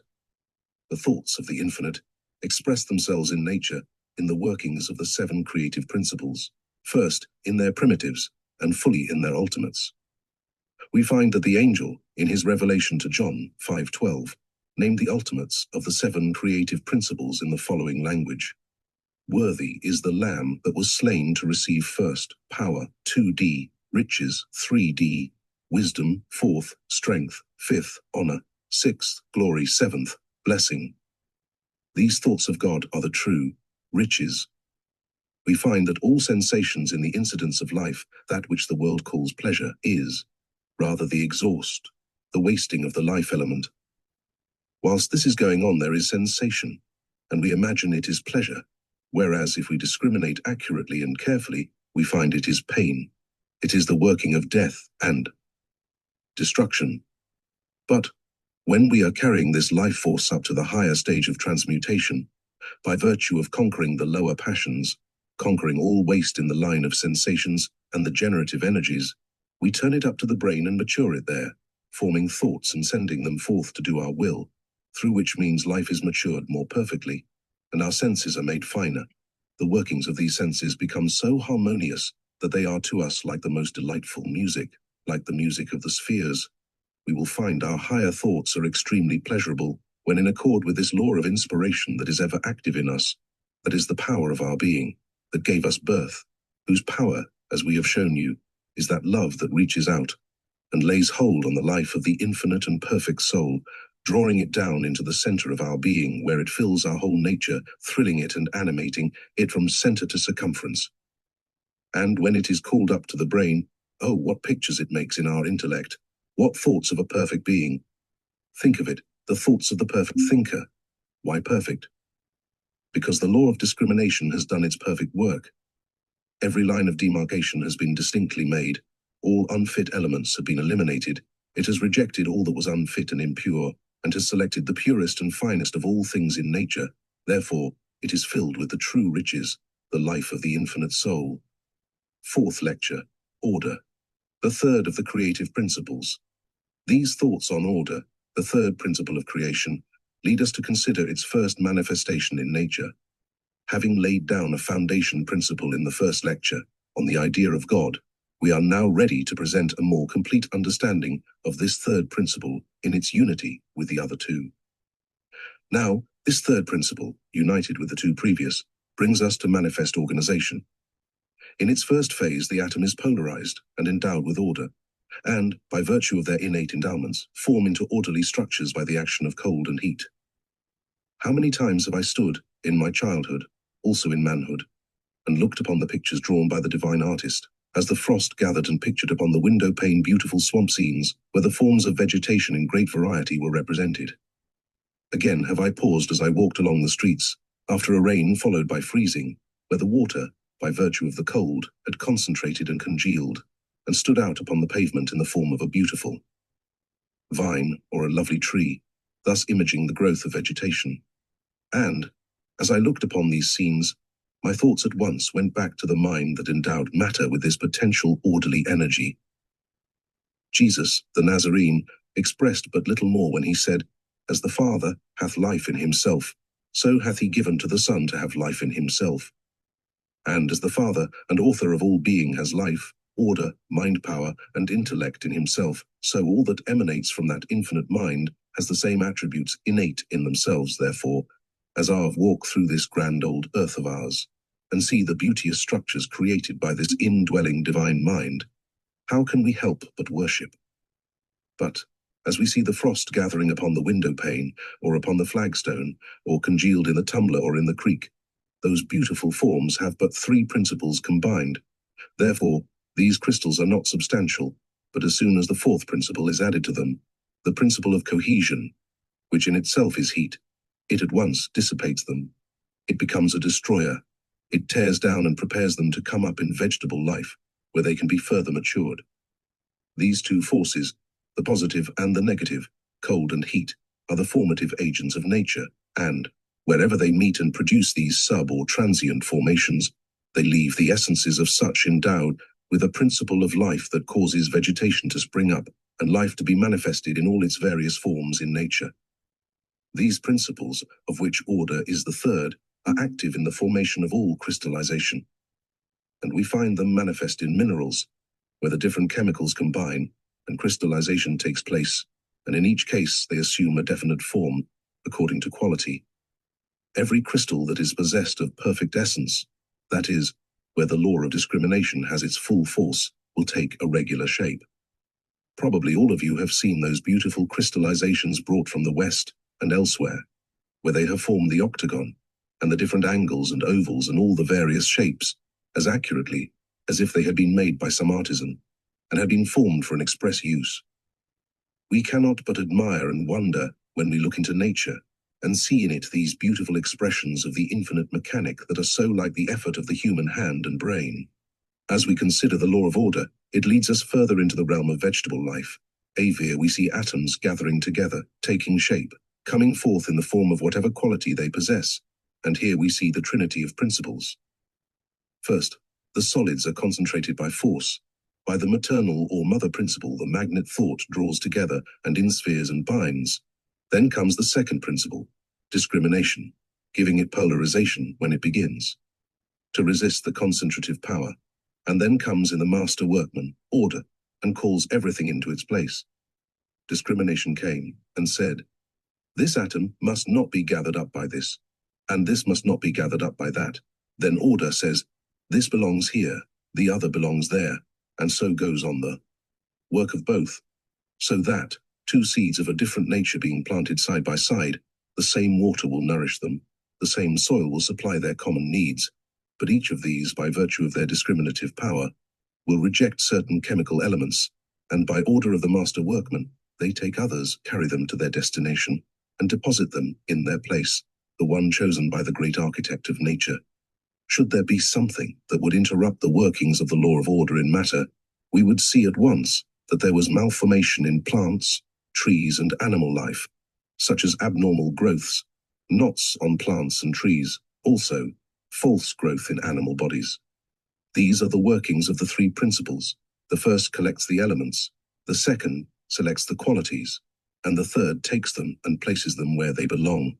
Can there be found a principle in mechanics working together with greater harmony, with greater accuracy, than these principles work, in their chemical selections, and in their orderly structure? Building? I think not. We cannot but admire and wonder when we look into this process, and see a mind at work there whose capacity so far surpasses the human intellect. This law of order, united with the other principles, gives every plant, every vegetable, and every animal their distinct form by virtue of the quality of the germ life coming from its parental source. That germ life has been organized with power to gather around it like elements, to mature principles of which it was the expression, and it always carries it out to the letter of the law, making no mistakes.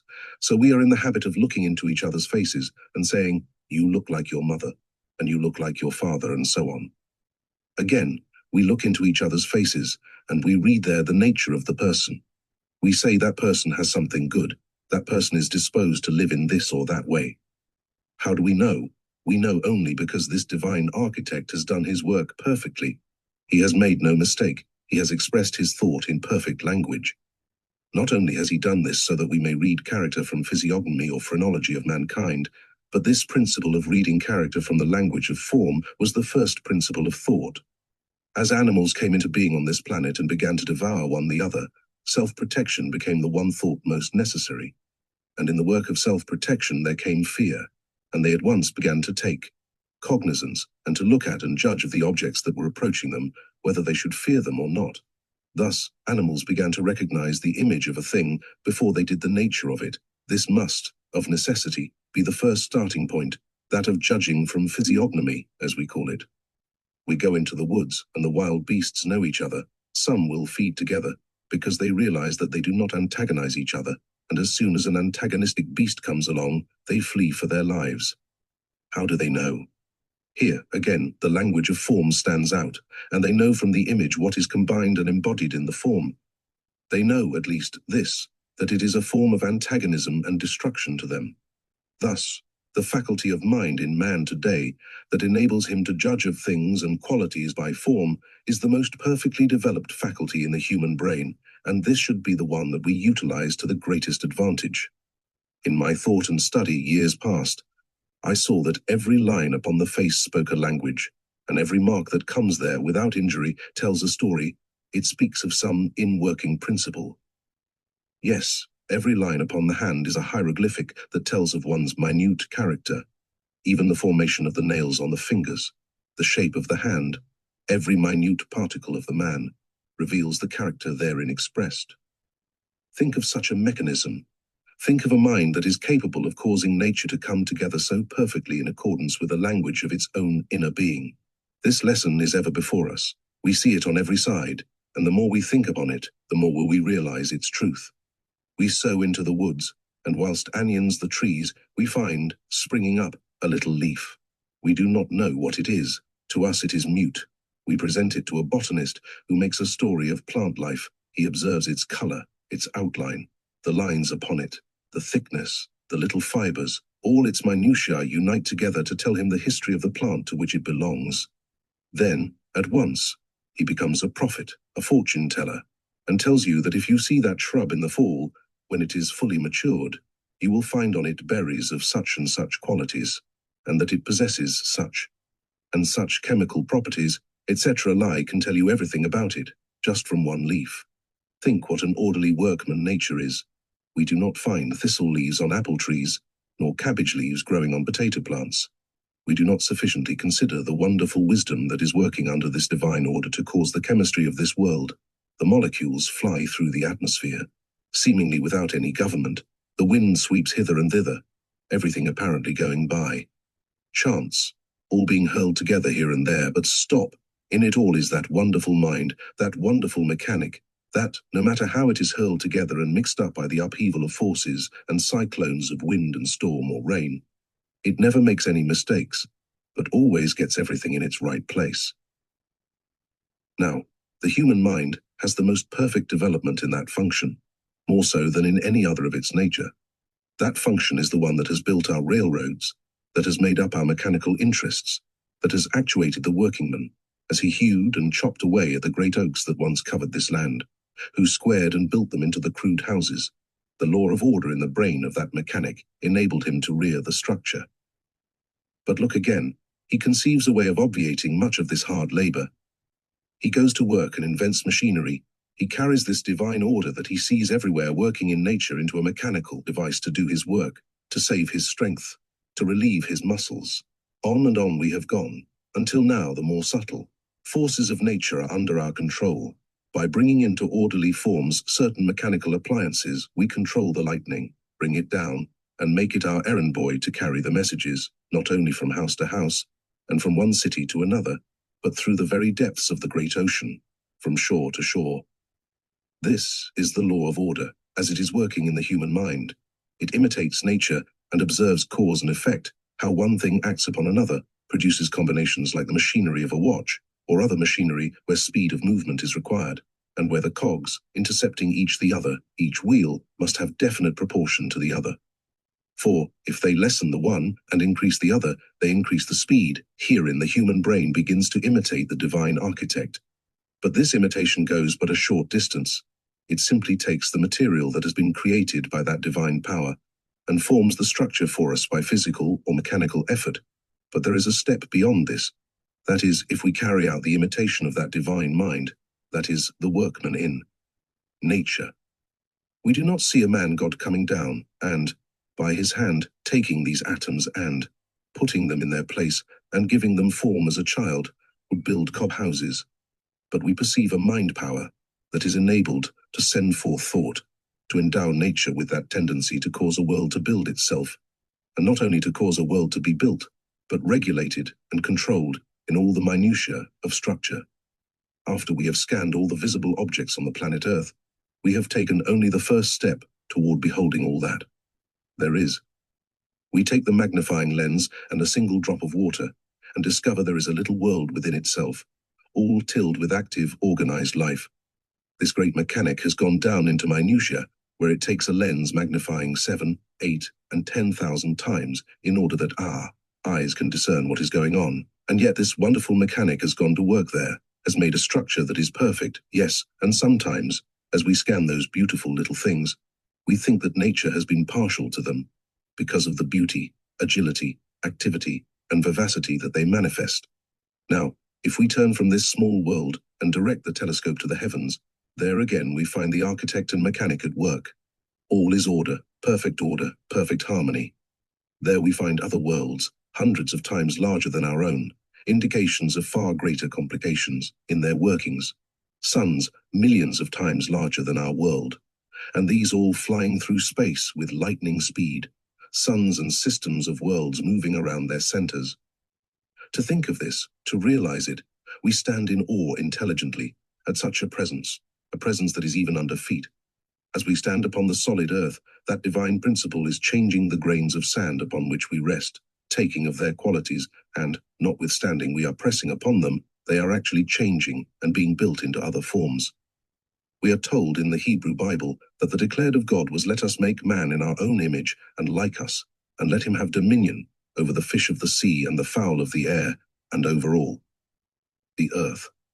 That is very sweeping, all the earth, and such words from a mind that is so discriminative, so orderly. What a declaration from such a source, that these microscopic objects, those mighty suns and worlds, every objective thing with their governing law and creative engines, man to have dominion over all this. What kind of man would this necessitate? How many millions of cycles must pass ere such will be manifested on this planet?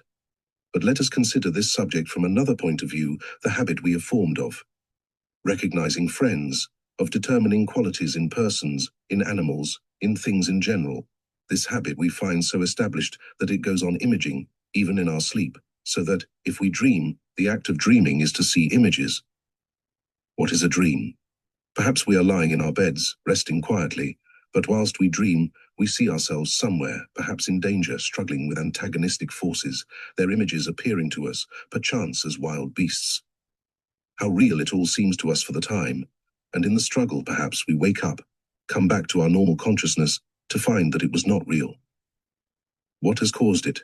The physician will tell us there was a derangement in the digestive forces. There sometimes is, we find that, if we have taken something into the stomach that has chemically fermented and produced gases foreign to our nature, these elements or gases press upon the brain. The brain is thus forced to act whilst the body sleeps, and it images forth the antagonistic essences that are generated in the body, and, if it were possible for one to be so fine a chemist as to be able to trace the workings of this law of order to the very animals that you saw in your dream, you would find there was some bond of relatedness and chemical cause. For the objects imaged, that the chemical nature of the beast seen was like that produced in the stomach through the derangement. This is where the law of order is interrupted in the digestive function, which works faithfully on the brain. When we have become the wonderful chemists that we shall be some time, we will then know just exactly what chemical properties produce each given result upon the mind, as well as upon the physical body, so that we will be enabled to extract the thought essence that produced the plant. And then the contact with the human nerve will produce like thought essence and imaged likeness. I told you there are but 7 creative principles in all nature. No matter where you go, these, in their different combinations, produce all the qualities that there are. But, whilst these 7 are creative principles, they are not qualities of things. For qualities of things are wholly related to conditions in the stages of transmutation. Transmutation goes to a higher degree in some natures than in others. The chemistry of the body is more perfect in some organisms than in others, and therefore it does finer work. So the difference in quality that we find in matter is owing to the stage of change or unfoldment. We find these elements and chemicals in the sun ray and in the atmosphere above us. As the worlds are changing in their position, the solar fluid is being changed and altered systematically.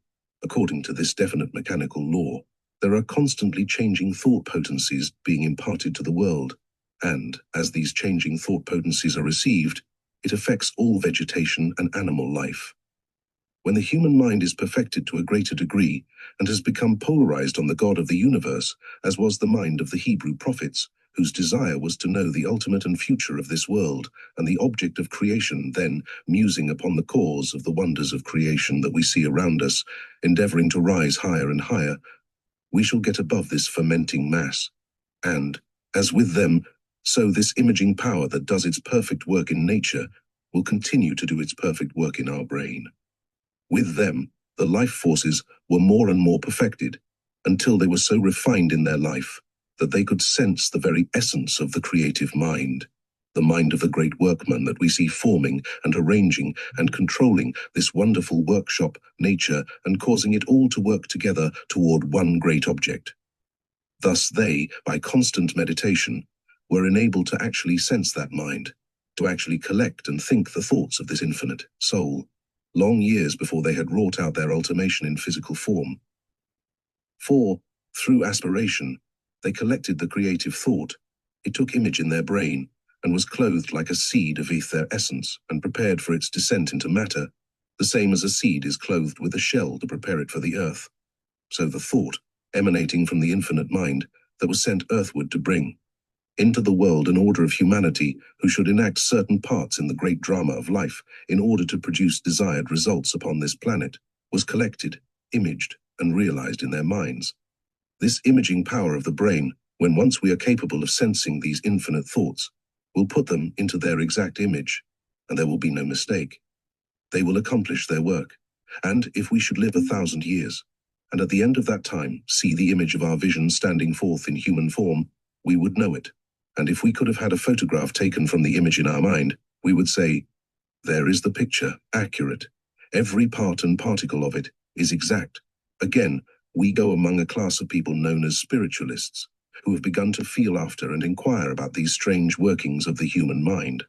We go to a clairvoyant and sit down before him or her, and they begin to tell us of the images that present themselves to their minds, and as they do so, they attempt to explain them to us. Now, what is going on? And what is there real about it? You have around you certain mental conditions, perhaps the souls of some departed ones whose thought potency clings closely to you. They sense it. They see forms standing before them and describe them perhaps accurately. By what means? By this imaging power of the brain. You take a letter, a lock of hair, a glove, a garment that some loved and lost one has worn, take it to a psychognomist who takes it in hand and says, I see such and such a one, drawing the picture, clear and unmistakable, of your lost one.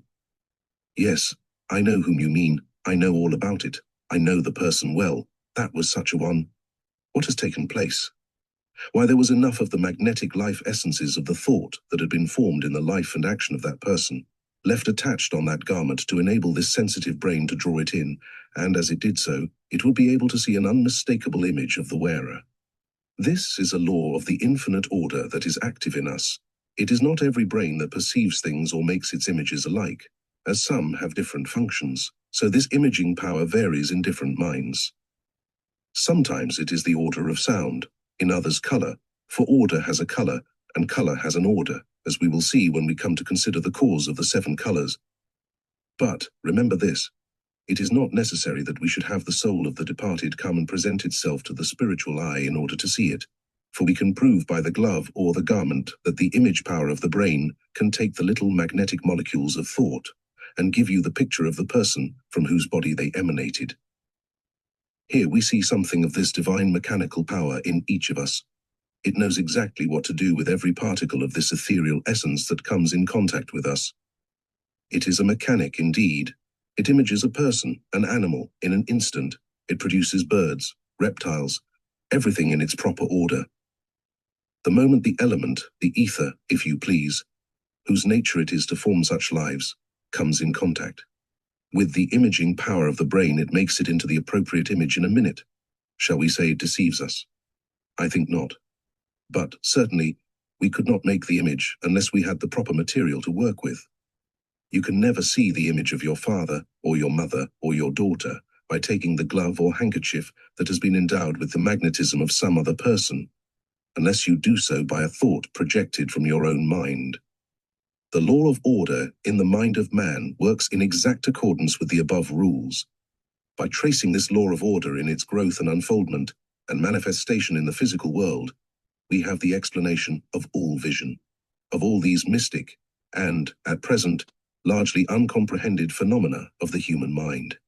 Here, we will find the uses of thinking over the relations of these 7 creative principles, for, remember this, friends, the God of creation does not deal with persons or things arbitrarily, but through the action and operation of these 7 principles, which, in time, reveal their workings to the higher consciousness, this by virtue of constant practice, constant use, generation after generation, for ages up to the present time, has produced in us a certain likeness to the author mind from whence we came. Consequently, the mind begins to act like its parent, or in other words, the man begins to look like his father, and Christ well says, "Call no man your father, for one is your father, even God." And here we find the first manifestation of the 6th sense, and of the God principle in its sublimated expression of the law of order in the human mind. And it is in conformity with this law that mind acts on mind, and that, within certain limits, we have the power to appropriate or reenact the manifestations of the 7 principles from our higher nature. To a very great extent, in our large cities, we are in a sea of psychic influences from the masses, and to such an extent that it is only by a constant struggle or effort that can act from our own nature, and the finer persons are, the more they are affected by the influences. We would be surprised if we were separated from those altogether. At the change that would be produced, we would then discover how much we are, acting from the influence of other minds. Persons who are fine and sensitive are often afflicted with disease through the controlling influence of low or evil-disposed persons. For, when the mind is under control of another, it affects the discriminating power of the digestion, and causes the persons to take into their circulation like elements to those who, for the time, control them. These elements are poison to them. Thus, disease is often produced, and sometimes death. Humanity is involved in series, and stand intimately related each to the other, and thus we are constantly being acted upon by minds both above and beneath us, and, were we isolated from this magnetic relation with other minds, we would be astonished at finding how dependent the individual is. In fact, apart from the series of which we are an entity, individuality would be a mere cipher. We derive value and importance from discrimination and orderly adjustment and coherence to the force around, within, and above us, and may elect to work in a low or a high series the same as discriminate and select in matters of diet and clothing, and this is a most important thought to keep in mind. We may therefore interiorly poisoned and paralyzed, or nourished and exalted, according to social, mental, and spiritual discrimination. These laws are absolute and eternal facts of nature, and cannot be controverted or ignored. Then why should we, as thinking men and women, when we see this law acting in this subtle manner in the human mind and nature, say it is all a delusion? We may delude ourselves with the phenomenon of the most simple things, but when we stop and think, these are the means, this is the law, here is the power, and, according as we select, so are we servants or masters. We are already joint creators with the infinite mind. We are not conscious of it, because these creative energies that come from the infinite will come down to us through their successive stages, float through the successive degrees of mind and mechanical life, being fitted and prepared for their material use. Let us then begin to gather of the creative energy and think its thoughts, and, as we do so, we throw off this surplus life, and animals and plants gather it up and make their bodies out of it, and so on, down and down, until it moves and molds even gross matter. We stand here in this chain of existence, reaching from the infinite unknowable to the lowest, and every link of that chain is a stage of animate unfoldment.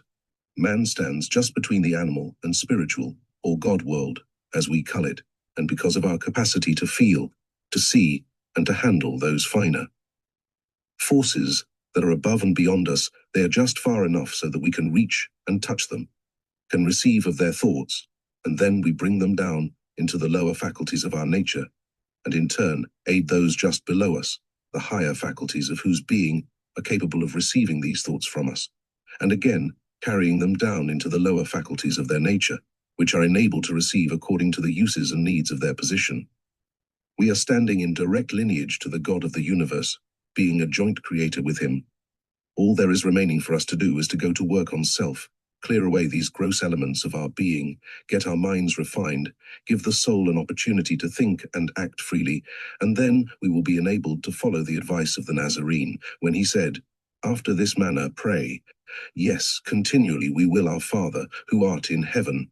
But now, in this gross condition of the world, when none can realize world, spirit, and God is spirit, how then? Is it real, or is it hypocrisy when we say, "Our Father, who art in heaven," and yet do not realize or believe it, when we have no idea of what spirit is, no idea of that heavenly Father? Prayer is the sincere desire of the heart, the soul yearning, the reaching out of the inner self towards something that it feels the need of. Can we truly feel the need of that we do not know anything about? Certainly not. The very foundation of the Christian religion demands that we should understand these laws and principles, and put them into practice before we can take the first step in it, which is to pray. When we recognize these things in the divine law of order, and our inner consciousness is open, so that the soul does actually recognize the source of its being, as the child recognizes its parent, its father, its mother. Then, with this evidence, it reaches up and says, "My Father, let thy kingdom come, that thy will may be done on earth as it is in the heavens," and is ready to labor for that ultimate in himself. And when all our thoughts and desires are concentrated on knowing the ultimate of this divine order on earth, we will possess the true wisdom. Fifth lecture, Cohesion, the fourth of the 7 creative principles. The subject for this evening's thought is cohesion. I wish, before proceeding, to state certain facts necessary to give you some idea of our position.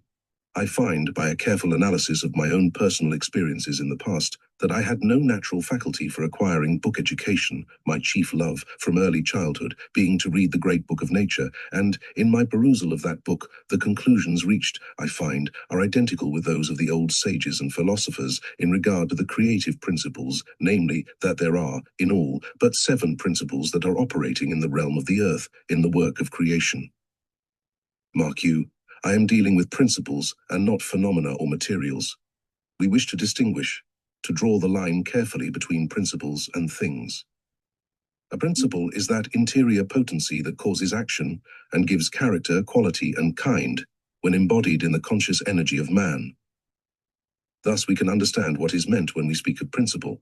We often hear, men say that they act from principle. Now, these are the creative principles that are active factors in the work of bringing up the lower conditions of matter to the higher conditions of manhood, in the work of evolution, for we believe in evolution. We differ, perhaps somewhat with Darwin and some others in the materialistic view of evolution. We do not believe in evolutionary unfoldment and stages of change through external and physical generation, but we believe in evolution of the mind, of the more subtle principles of life. Everything in creation is aspiring to a stage above itself, and when it has completed its experience and unfoldment upon one stage of existence, it, by the law of aspiration, reaches out to a higher stage of existence, in which it finds incarnation. And so the O-erm of life, that now animates the blade of grass we tread upon, will, in some far distant time in the future, be part of the mind that rules our planet Earth. This is the brief statement of my idea of evolution. We have, in the past, considered the idea of God, the cause and source of all being, which lecture should be read carefully, because without it, you cannot form an adequate idea of the foundation upon which we are building, for we know that all religious systems and civilizations have been just what their idea of God was, let it have been what it may. Therefore, we find it to be absolutely necessary to make that thought the foundation on which to build. The second subject of consideration was the principle of force, which is magnetic and concentrative. The third lecture was a consideration of discrimination and polarization. The fourth treats of the law of order, which manifests itself in everything of form in nature. This evening's thoughts will be on the principle of cohesion. We considered, in our last lecture, the law of order, also the 2 other principles, the gathering and concentrating, and the discriminating power. We saw their manifestation in the frost crystal upon the window pane, which had, however, no true cohesive properties. As soon as warmth and sunlight came upon it, it was disintegrated and freed for another state of existence. We have, tonight, to consider this 4th principle of nature, finding the ancient. Philosophers gave us 4 general or universal elements to start with, namely, fire, air, water, and earth, we have these four elements present and active in the earth, but we shall treat them as effects rather than causes, and proceed with our consideration of cohesion, the fourth principle. To cohere implies the unity of the whole, to come together and adhere one to the other, to remain intact. Assisted by the other three primates, organic bodies spring into existence and adhere and remain in existence, go on in the work of gathering like substances around them, unfolding and manifesting themselves in their ultimates, and bringing forth their final fruits. This fourth is the principle which expresses the idea of the mother nature, and it may be carried from the lowest stage of maternal life to the highest that we can conceive of, spiritual motherhood. We hear the word frequently, theos Sophie, involving in it the dual relation of God as father and mother. This fourth principle is feminine, and we begin to consider it from that standpoint, drawing the line between the positive and negative, for we find that everything in nature is either male or female, and that, as such, everything that belongs to life is dependent upon those two as factors of existence. Even the grass and all vegetation is thus known and accepted to be dual. It is also well known that the first phase of organic life is almost invariably female. In some insect existences, there are supposed to be at least 2 generations of the female before there is any male existence. The female principle is that which nourishes, that holds together and encircles all things within its sphere. It protects and strengthens all things in nature. And, as we look upon the animal world, we find the mother nature possessed of 2 manifestations, one of love and carefulness of its offspring, the other of defense, fury, and destruction to every invader. Therefore, wherever we find this principle manifest, we may expect these 2 extremes, and in fact, everything in nature exists by virtue of them. If we find a person or animate thing, let it be what it may, that manifests one principle in the extreme, it must of necessity have the opposite standing over against it, as a counterpoise in order to maintain its existence. This mother principle is, in a degree, an adversary to the progressive unfoldment in nature. Yet it is the great friend to all that lives. We speak of the mother's love. We magnify it in the highest degree. How carefully nature everywhere guards her young. How eagerly she reaches out the hand to gather the supplies necessary for their wants. How vigilant in looking after and protecting her own. But were it not for an adversary that is equally potent in nature, we never should have been here. Were it possible that this principle of cohesion which gathers, forms, and maintains had not an equal set over against itself, there would be no change throughout all time. I called attention the other evening to the fact that this mother nature was one of instinct rather than reason. It loves its offspring, the object of its care, no matter what it may be. Not only so, but I have heard mothers who have an over-endowment of this mother nature in them say, "I wish baby could always remain just as he is." It came as a thought and desire that the child should never unfold beyond its childhood, so that she might always have it in her arms, and be always in the exercise of motherly care. Let us think of this mother principle standing out distinct, alone in human form. This principle that thus holds and preserves and cares for all things in nature is the principle we so much admire. There are 2 reasons why this is so. One is that by nature, all animal life loves ease. It does not like to struggle for self-preservation. It wants to be at ease, and this mother principle is struggling to give rest and comfort. Therefore we love it, and we magnify it as something good, as being superior to the other 7 principles. Our next lesson will bring us to consider the adversary of this mother nature, the serpent, the devil, we have heard so much about. And it may surprise you to hear that this is one of the 7 creative principles, and that it is just as necessary as the mother nature. This mother nature which we love, being conservative of present conditions, becomes adverse to every effort on the part of human intelligence to break through old conditions and rise into a new sphere of thought, life, and action, and thus it becomes an adversary. Jesus said, when he was here, that a man's foes should be they of his own household, and it is wholly because of this principle being the controlling one. We must also consider this principle jointly with its companion that we treated of in the previous lectures. This mother nature inspheres in its action the positive principle, the principle of order. It holds and limits this divine activity, puts the material that has been gathered into form, holds and maintains this form, which, having in it also the active principles of force and discrimination, struggles for a manifestation in a broader and higher career. This is inevitable, because the negative principle of nature has gathered in and ensphered the object of its love. It is the divine masculinity that this cohesive principle has ensphered and bound within its own limits. Therefore, this captive life, this divine masculinity, is restive and active to develop and come forth into a higher, broader, and better order of nature, which can only be done through unfoldment from the innermost to the external, on account of the cohesive and binding properties of the mother nature. When we examine a plant, we find that this principle of cohesion compacts and holds it, giving it a hard, solid stalk. It stands, perchance, with two branches, as if it were to remain there to all eternity, but a more subtle principle is ever working from the innermost, projecting from between its two branches another that grows out from the center, and, as it unfolds, it expands the confines of its position, that it may have room to manifest itself, and when it has burst its bonds, the mother nature, being ever active, lays hold and concentrates her energy on the new branch that is just forming, and as she gathers material to support, nourish, and preserve, she is inclined to overfeed her young. We never knew a mother, no matter in what kingdom, whether in the plant world or in the more perfect state of human existence, who was not inclined to overfeed her young. She always keeps gathering and gathering, for preservation is her attribute. It is the principle that is most active today among men, and that is cursing our land. The disposition to gather, heap up, and hoard millions of treasure, without stopping to ask the question what use they will be to them. We are acting under these blind forces of nature and never stopping to think what their qualities are. And therefore we are struggling all the time, and combating one with the other without any reason or judgment.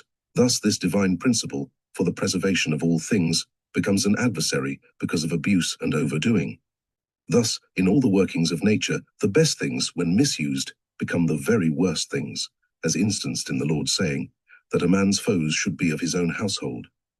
This mother nature is supposed to maintain and hold all things as they are, to preserve and maintain present conditions. It looks back and sees what has been. It acts from its own present status, without any regard to the thought that is beyond. While this principle controls the home, family, and public mind, as it does today, every advanced thought that comes into our minds will be opposed by our friends, by those who love us most, especially if that advanced thought necessitates any change on our part. Here again we find we are led to struggle against the very things that we love the most, the principle that conserves our lives, that maintains our existence, as if it were our adversary. Otherwise we would be bound and held by it, and be unable to move forward in any direction. It is for that reason that Jesus, the Master, said that unless a man hate father, mother, wife, and children, yea, and his own life, he could not be his disciple. For this law is one that is absolute, acting in life everywhere. I called your attention, in the early part of the lecture, to the fact that each one of those 7 principles may have the dominancy and be found the specially active one, but none of the 7 can act alone. All must co-work with it, but we can consider someone as the leader in the action, and we must consider each in their sphere of leadership, and how the action results, so that we may know how to subject these powers and bring them under control of our will, and make them useful factors in our life. These thoughts are for the purpose of giving an understanding of these 7 primate laws of nature, so that each of you may, by their own will, take control of them and become master of the work. As we announced at the beginning, the thought in the infinite mind was to make man in his image and likeness, and lot them have dominion. And in order to do so, we must have knowledge of these laws, and when we have, we may lay hold upon them, and resist their control, accept of their assistance, and move on in harmony, not allowing eccentricities to carry us beyond the bounds of reason. If we look into the workings of nature, as I have previously shown you, everything is based on the duality of sex. This 4th principle, cohesion, being the mother principle, is peculiarly the love principle, the magnetic, and if we love a person, we know that we will do everything in our power for their good, as we understand it. Now the mother nature, considered as a distinct principle, has no reason. The law of order in the pure mother principle has no place.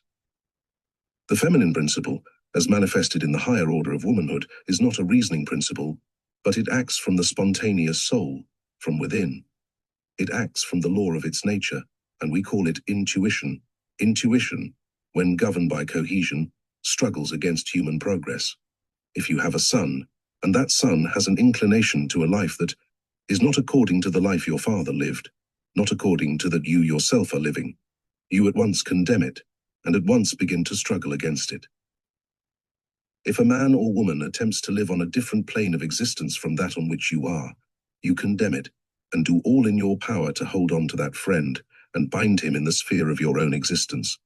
These are thoughts that we ought to think about, because we are in the time of progress. We have nearly finished a cycle of the Earth's unfoldment. What do I mean by cycle?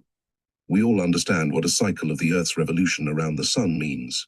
It means springtime, the time of planting, midsummer, the fullness of growth, the time of harvest and of winter, the time of cold, when all things congeal, when the chilling blasts blight all vegetable life. This we understand to be a cycle of Earth. Human life is of the same order. The Nazarene and all the ancient prophets and sages delighted in that as a figure. The seed time and harvest of the world. We have a history of this world, supposed to be for about 6,000 years. Back of that, we have but very little knowledge. Some nations traced much farther back, but the knowledge is vague and uncertain, and also different from the experience of these 6,000 years, that it bears every resemblance of belonging to another time, to ages or cycles different from ours. But we have now come near to the closing scenes of another cycle. Human life today is struggling with an energy never before manifested in the history of the world. The mind of man is reaching out for knowledge in every direction. New thoughts are being gathered in, and new unfoldments and new conditions are demanded. And by virtue of this, we find that the mother principle is becoming an adversary in our midst, and we are forced to become positive to it. Think of it, an adversary to our mother, that which brought us into being, that which has preserved us, given us our life. What a cruel heart it must require. Yet, what shall we do?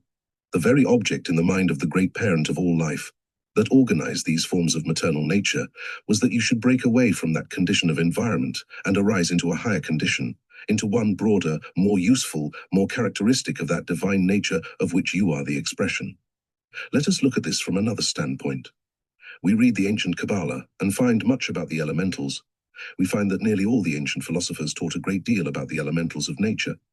However, they made a distinction between elementals and elementaries, at least some of them did. What are these elementals? We have them described to us as being of 4 different natures: the nature of fire, the nature of air, the nature of water, and the nature of earth. They also, as they come nearer to earth and its atmosphere, combine the pure elements of air with that of fire, and that of water, and finally, with that of the earth. These combinations are also described as having forms like men, very beautiful, very wise. We have heretofore been trying to present to you the idea of what our thoughts are. That our thoughts are our children, born of our conceptive intellect, born of the materials of our body, through this intellect or brain, projected out from us by the will, sent into the ether. The fine sensitives see them, absorb them into their brain, interpret them, even describing their author. Perchance my thoughts may be gathered and interpreted by those that never saw me, and they may describe me just as I am speaking to you tonight. These elementals that have been seen by the clear-eyed seer of the past are thoughts, generated from the creative mind, and, as they come nearer, and yet nearer, they begin to take more, and yet more of the earth conditions. These thoughts have descended into earth, and the mother principle, which is the earth principle, has laid hold upon them and ensphered them in living forms, covered them with substance, and preserves and holds them in earth bondage. Such are the souls of men that have come up through the successive stages of earth existence to where we are today. These are not uncreated beings, as thought by many of the ancient philosophers, but they are created. The same as I am this moment creating thought forms and sending them out into this room, so too the soul of the universe is constantly creating thought forms. Yea, the planetary worlds, in their revolutions and relations one to the other, are creating thought forms and concentrating a share of them upon the planet Earth. These, through the agency of this fourth principle, are being laid hold upon and incarnated in material bodies. The office of this mother principle is to preserve and hold spirits in material bodies. That is why the ancient philosophers said it was impossible for woman to become a master, because her nature was that which took hold of and bound all things in the flesh, and would not admit of that unfoldment that led into the spirit and the transmutation of the flesh. Therefore, they said, it was an absolute necessity that woman should go down to the grave and return as man in the second incarnation, for it was so believed by them. For instance, you who today are here as women, For instance, you who today are here as women, Next time you will return as men. Again, you pass away and return as women, and so on, alternately. This is in harmony with the law of reincarnation. In connecting these subjects, I am necessitated to throw out many things that may seem vague and unreasonable to those who have not thought deeply on such subjects, too great to expound in a single lecture. This is a new field of thought to the Occident, but not to the Orient. Woman has got to stop and think and try to unite her soul with the great mother of the universe. She has got to begin to look at herself and her companion, not as flesh, not as body, or as mere material. As long as she does, just so long will she be an adversary, and so long she herself will be bound in earth, and will know nothing of the higher life, and the object of her love, because of that flesh she loves and clings to, will struggle against her and slip out of her hands, and she will be found deserted and alone. The time has come when that mother love must begin to take higher form. The divine mother loves all her children alike, and so woman has to consider all as her children, all as objects of her special care and protection, and the husband as counterpart of her spirit, and not merely of the flesh, and that this spirit is a part of her spirit, and as such it must be the object of her love, the object that she must try to aid, to unfold, and to free from its encumberings of earth.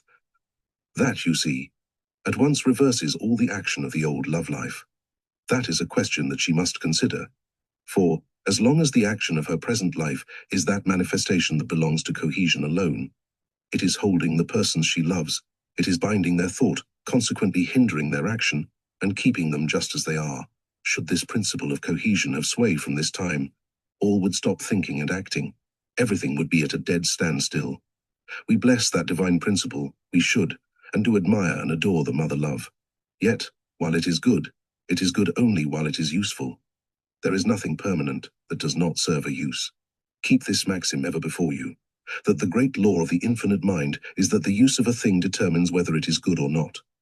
Now, when as mothers, as wives, those of you whose natures are overflowing with that divine maternal principle, and who have looked higher, deeper, more into the real man and the real woman, have discerned that a man is not the flesh, but the spirit, the soul, then will you begin to find that your relation to him is the relation of one half of his being, and that Paul had in mind a law which is beyond that understood today when he said, the man is not without the woman, or the woman without the man in the Lord. Therefore, the first thing to do is to conquer self, conquer this maternal nature in its lesser manifestations. Mothers and sisters, conquer yourselves. Men and brothers, rise above it. Do not allow it to hinder your progress. Some may say, why? What will this do? Where will it lead us? It will lead you into new and higher conditions. Remember this, if, for the time being, it does cost you a struggle caused by misunderstandings, live up to your highest ideal of right. Do not think that you are injuring anyone, though it may appear so for a time. Suppose you should sit down, each one of you, because this one or that one says you are eccentric, and therefore submit to this mother principle that holds you, year after year, in what would it result? In the end, it won't make you a burden upon those loved ones. Whereas, if you, like the man who has fallen in the mire, rise up, notwithstanding the remonstrance of your fellow, rise up out of it yourself, you get on a solid foundation, and then reach down and help your companions. The mission of this world requires action. We cannot stand still where we are, we must go forward. And the only method for us, men or women, is first, go to work in accordance with a higher idea of right in yourself. Live up to your highest ideal, and, when you have done that, you will find yourself placed on a solid foundation, upon high ground, where you can help those who are trying to hinder you. That is how you should love your enemies, bless them that persecute, and do good to them that hate and despitefully use you, because they know not what they do. There is not a man or woman in the world who is intentionally and wholly evil. They have a law of right that seems to justify their action. When we look at these things from the standpoint of law, we will find that it is difficult to blame anyone for the things he does. But, on the contrary, when we see persons so low down in darkness, and so overwhelmed by some one of these 7 principles, that they can see nothing beyond it, we sympathize with them, and in the same degree that we have ourselves made attainments and taken control, we will have power to lift the load from our fellow that is being crushed by it. Let it be our wife, our husband, our son, our daughter, a comrade, or a stranger, or any man or woman that lives. Let us lift the burden and help them on their journey. Just as soon as we allow one feeling of hatred to come into our heart against anything or person, their ignorance has control of us, and that moment we become an adversary perhaps to their higher good, and certainly to our own. Such thoughts take form and go out and become an active factor to create adversaries that tear and rend us. For they do not always destroy the object of their hate, but such thoughts often go out and unite with others, and cause the object of the hatred to generate a multitude of like thoughts, and send them back upon us for our destruction. However, while this mother nature on the lower plane is evil, when it has taken its place in proper harmony in the truly united man and woman, it becomes the source of strength, as it restrains the positive nature of man from rashness and violence, and concentrates all the forces, puts them under control of the will. And this will is the only principle that enables us to take the name of God, place it in our forehead, the seat of intelligence, and to say, I will be what I will to be, thus lifting the principle of cohesion to its ultimate, which is strength. Sixth lecture, Fermentation. The fifth of the 7 creative principles.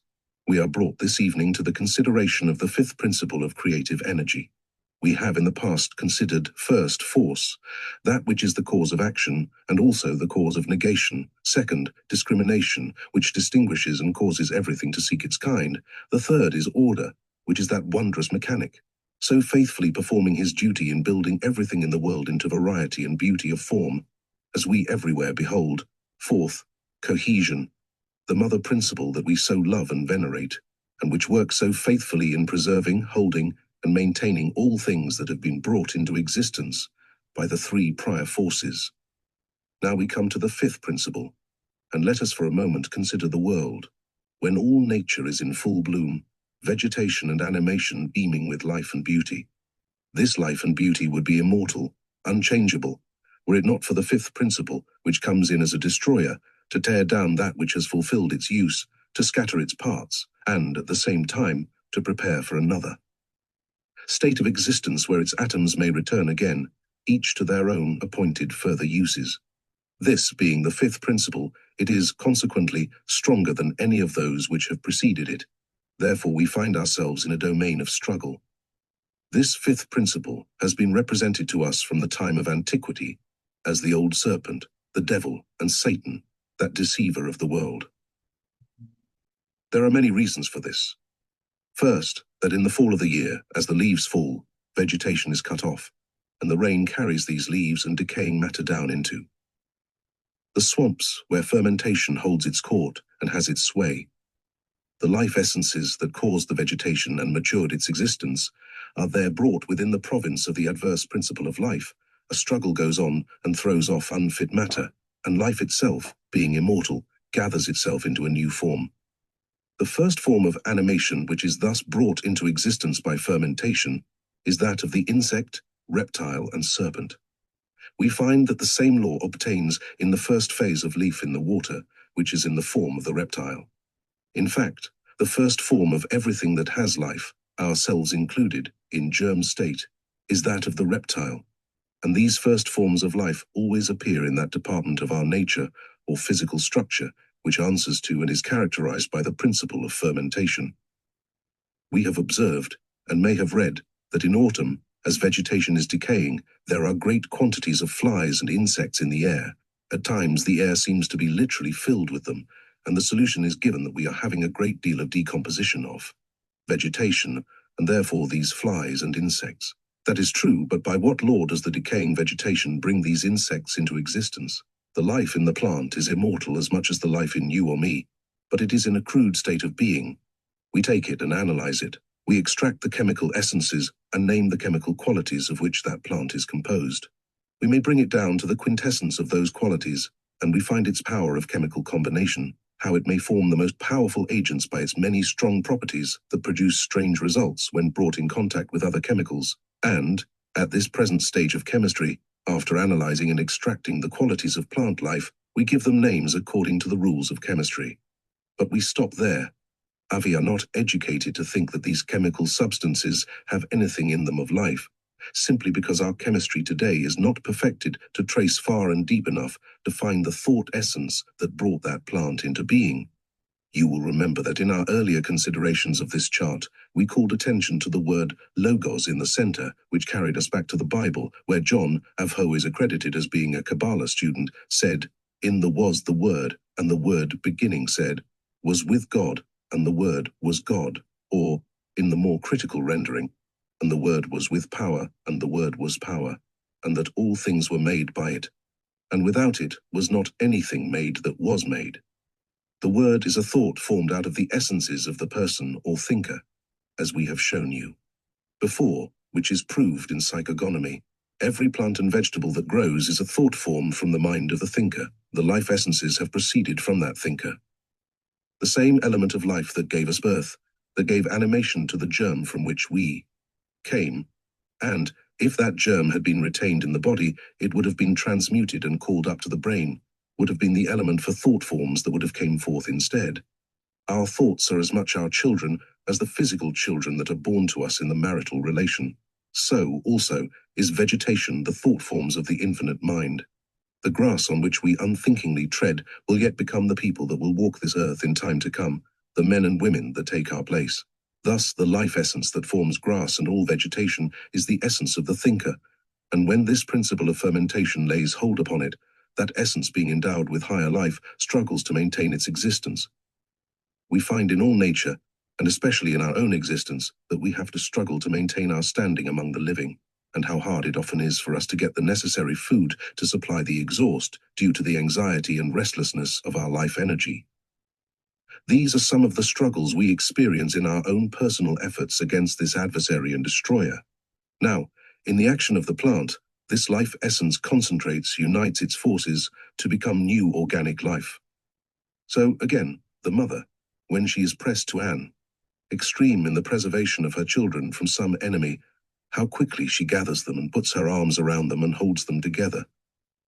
So this maternal principle in the action of fermentation, when life is about to be thrown off into gases, and the last remains of its forms to be scattered, concentrates the germs of its being, and at once formulates, out of the scattering essences of the plant, living organisms, built together according to the polarity of the atoms, according to the necessity and character of the body, worm or insect existence, or whatever its qualities may be. For every plant has its own leading chemical qualities, which determine what kind of an insect it will be that comes forth from it, and when we have gone farther on in our studies of this wonderful law of order in nature, so that we shall be as wise as those who have passed into the eternal world, and need no other language but the actual form of the thing, we will be able to know, when we sec those little insect forms, the exact chemical properties of which they are composed. But not only that, but we shall know also the exact thought that they are the formation of. And again we shall know that the essences of that plant, when once extracted, brought down to the very quintessence of its nature, will be substance, which, brought in contact with man, will produce a thought in him exactly characterized by its nature, so that the art of mental healing will someday have also a system of chemistry. For as long as generation abounds in the world, while this law of fermentation controls, sickness will exist, until man has learned the chemistry of nature as well as the law of mind, for the two belong together, and when we have learned just what thought is embodied in each plant, our faculties being sufficiently refined, we can draw and take from them the very essences of thought and apply them. A change of mind is directly produced, and the disease will be healed. This is no new idea, however. It is the thought of the alchemists of antiquity, and was known long ages ago, though the knowledge was kept in great sacredness by the old magi, because if this knowledge was given to the public, great harm would have come of it. These subtle essences of plants may be so refined that even a touch would change the whole mental condition of a person. For instance, I have read, of late, of an axe handle being made hollow, and in the open space there was placed a certain chemical essence. It had been there a great while, yet everyone that took that axe in his hand was filled with a desire to murder his best friend, and finally an attempt was made to carry it out. Through accident the handle broke, and the secret was discovered. Such are the stories which are brought down to us from antiquity. They are not without foundation. All these powerful essences are found and obtained through the law of fermentation. Fermentation, again, finds its locality in the places where the old must be torn down, and where a new and higher organism must be built up. In one way, it is an adversary, a devil, an evil one to be struggled against. On the other hand, it is a benefactor. Therefore, you see that in everything in nature there is nothing that lives, no principle, but what is good. We are again brought to the maxim that the greatest evil, when inverted, is the greatest good. We are told that without fermentation, the food would never digest. Without fermentation of the body, there would be no germs of new life formed. Without fermentation in the world, we are brought to say again, everything would remain as it is. Now, this fermentation does not stop with merely the tearing down of decaying vegetation, but in everything that dies, fermentation comes as a liberator of the forces. If circumstances are favorable, so that the liberated life essences can come forth in the form of worms or insects, they will be formed. If not, then those life essences are sent out into the elements, and again become parts of the forces of nature, called elementals. These elementals have been, to all philosophers, a great mystery in nature. We hear of late much said about the elementals and the elementary spirits. What are they? We are taken back for an answer to the word we have just called your attention to, logos, the word of God, the thought emanation which is sent from the mind of the Creator earthwards, and to the fact that these thoughts appear to the clairvoyant eye in the form of the thinker. You all know and remember if you take a glove or handkerchief and put it in the hands of the psychognomist, though she may never have seen the one who wore it. She holds it and sees the image of the wearer and describes him accurately to you. So, when man is sufficiently unfolded from within, and his finer nature takes cognizance of the forces in nature, his clairvoyant eye takes cognizance of these thought formations. He comes into communication with them by the same method as the psychognomist does. Some time ago I called your attention to the law by which the ancient Hebraic prophecies were formed. How that the masters of antiquity, devout ones who gave their lives to knowing the will and the mind of God, the Creator, clearly saw it was necessary for them, in order to be able to collect and understand the mind of God, to isolate themselves from the public. They lived in dens and caves in the wilderness and desert places where no man could penetrate and find them, dwelling constantly in the contemplation of the cause world and of the God of the universe, holding and maintaining their own life forces, carrying on the work of the regeneration and refinement of their own inner mind power. They went on and on until they began to take cognizance of the mind of the Creator. They saw in the angel forms that appeared to them the thoughts of God descended to earth, and having in them all the elements of the infinite spirit, the spirit of the God of creation, that had formed the thought and sent it earthward, to gather to itself all the elements, first of fire, then of air, of water, of earth, and finally be immersed in vegetable formations on the earth. From these, the pure essences of being would be gathered up by the animal, taken into his chemical laboratory and formed into flesh. And again, a higher order of animals would come and feed on his flesh, carrying this life on, higher and higher, from the little insect, born and perishing in a day, up to the highest order of man. The ox goes to the grass. He gathers there the life essences. We eat the flesh of the ox and take his life essences into our own body and formulate with them what are called elementals. They have not been understood, and I have never found evidence yet that any of even the Kabbalists, or Oriental philosophers, knew what these spirit forms, as they appeared to them, were. They found out this much, that they disappeared, that they seemingly did not live forever, and went somewhere, but where they could not tell. But we know from the law of creation that these pure elementals, pure as the God himself, when starting from the infinite mind, came down, down, down through the multifarious changes, until finally they stand here as an incarnate mind, ascending again to the cause from whence we came, these elementals being the animating principle of our body. It is the spirit of life that makes us men and women, thinking and reaching out for higher and grander things.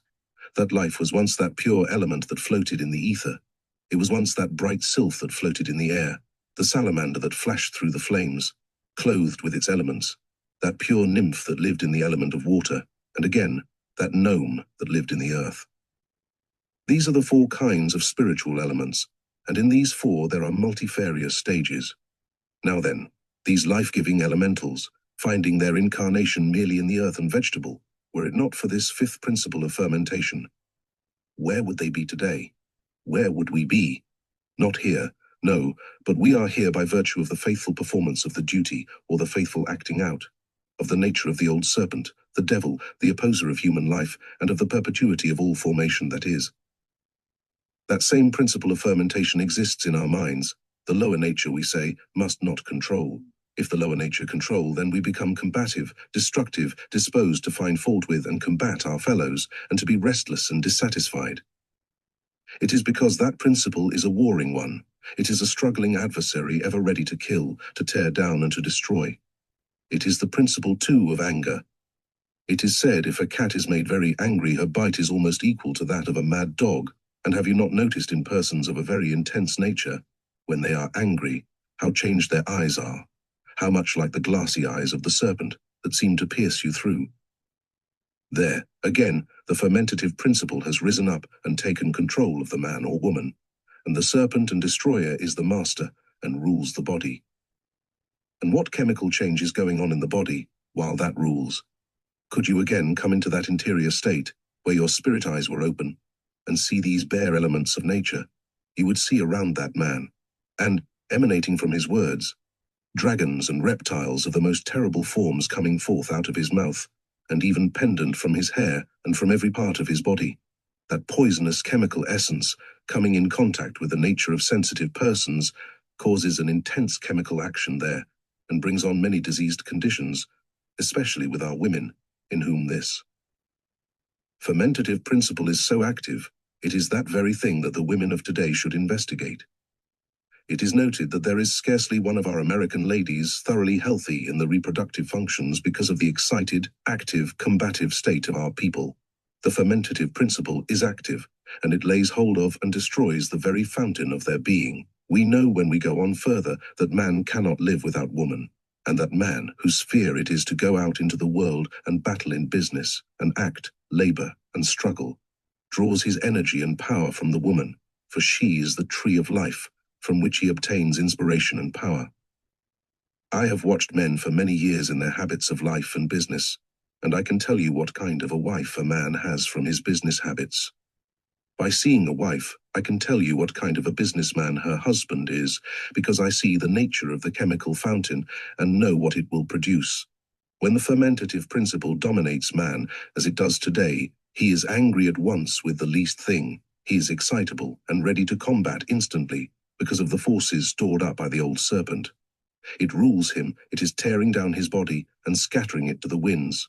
This waste of his life is creating those worms that are destroying our vegetation. It is causing the destructive insect existences that till the air with poisoning fungus, causing many forms of disease. Could we look into nature, we would deem it a wonder that man or woman can exist in our cities, beset as they are on every side by such terrible spiritual agents. These are the works of fermentation. What shall we do? As wise men, we have got to go back and begin at the fountain of being, the sex function, which embodies that principle of fermentation, and take control of it, subdue it, and rule it by a wise and exalted mind. Our Mother Church has made an effort to cut off one of the main branches in that direction. It teaches us that when we get angry, we do wrong, and must conquer our lower nature. This is an effort to cut off some of the tops, but it does not go down to the root. Jesus, the great master, and whom I adore as such, says, "Behold, the axe is laid at the root of the tree, and every tree that bringeth not forth good fruit is hewn down and cast into the fire." To lay the axe at the root of the tree is to lay it at the root of our being, at the very fountainhead of our existence, the very source from whence we came. There the old serpent has his home, there the Creator Elohim, the power over generation, with which Jacob wrestled, and which, yes, power he conquered. Then said the angel to Jacob, "Thy name is no longer Jacob, but shall be called Israel, that is, prevailing prince. For now thou hast power with God and man, and thou shalt prevail." He laid the axe at the root of the tree. He struggled with the God of creation, the God of generation, the God that has created all things.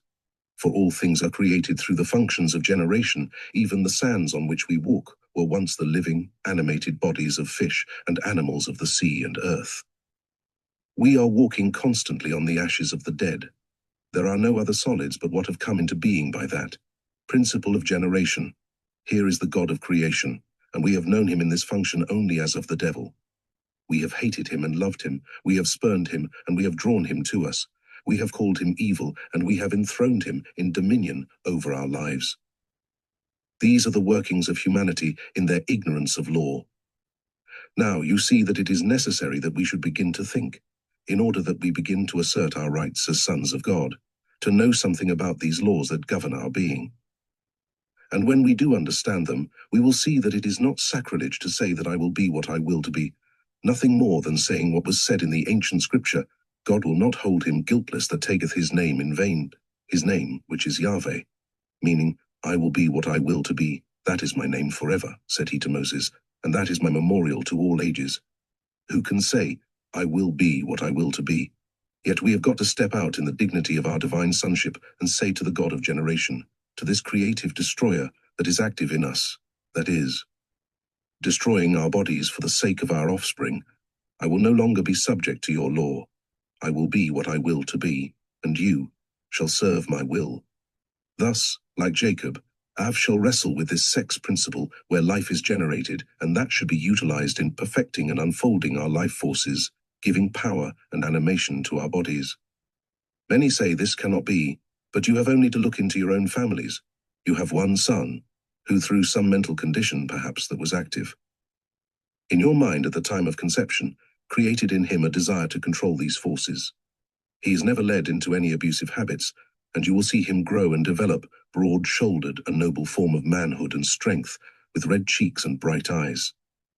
The other son, through some thoughtlessness on your part, has been endowed with that inflamed passion.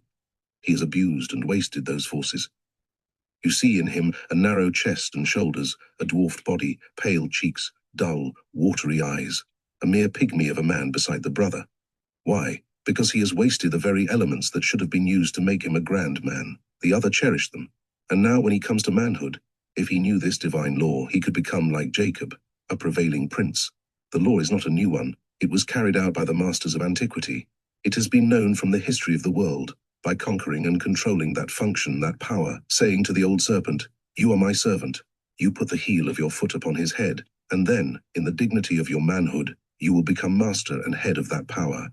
Thus making this most destructive principle, this old serpent, this adversary of all right, this destroyer of all existence, this father of all sin, of all evil, your obedient servant. The sex principle is now the master of the world. It rules all men. It rules from the highest down to the lowest grades of mankind. And how does it rule? Observe the ruin. Look back over the history of the world and behold our earth running with blood like streams of water. It was that old serpent's rule that did it. And that old serpent is the adversary that comes in between the beloved wife and her husband. They marry, they know nothing but purity. The wife, from her childhood, pure as the angel spirit from whence she came, with her forces all turned toward the brain, all serving to the finer works of the spirit, loving with a pure and angelic love, that gives herself, soul and body and mind, to the object of her love.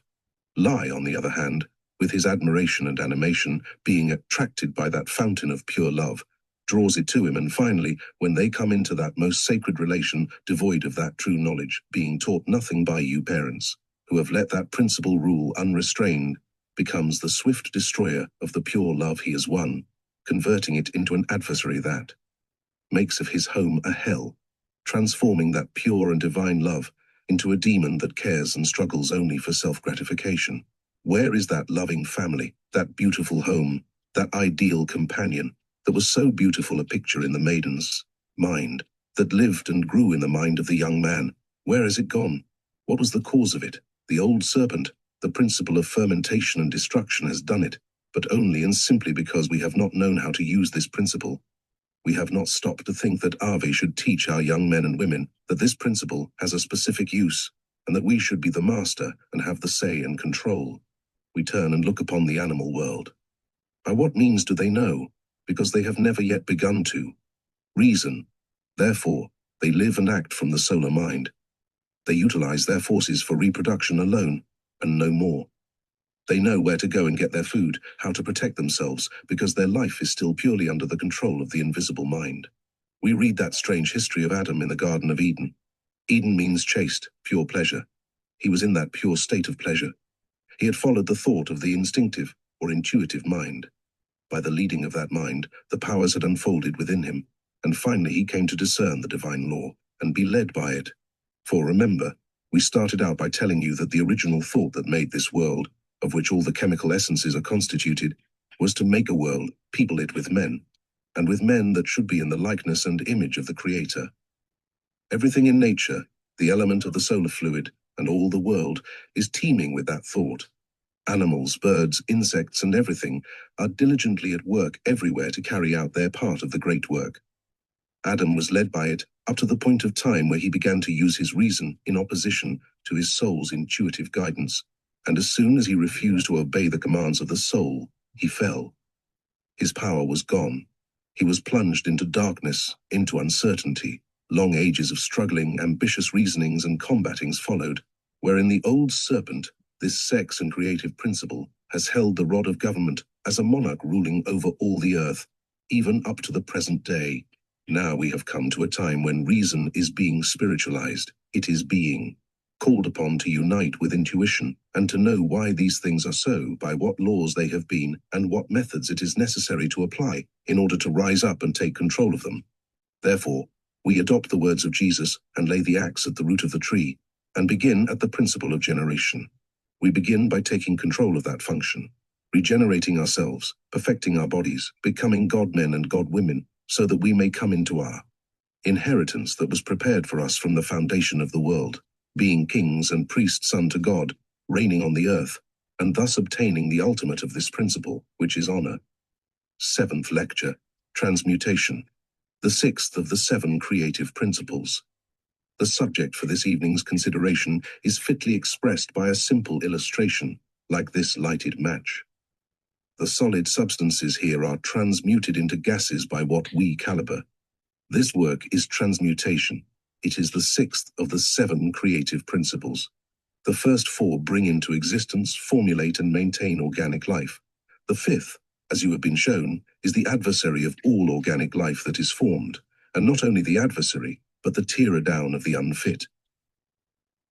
I called your attention some time ago to that peculiar function, the mother principle, cohesion, how it binds, and inspheres, and holds in bondage, the elements collected by the first principle, force.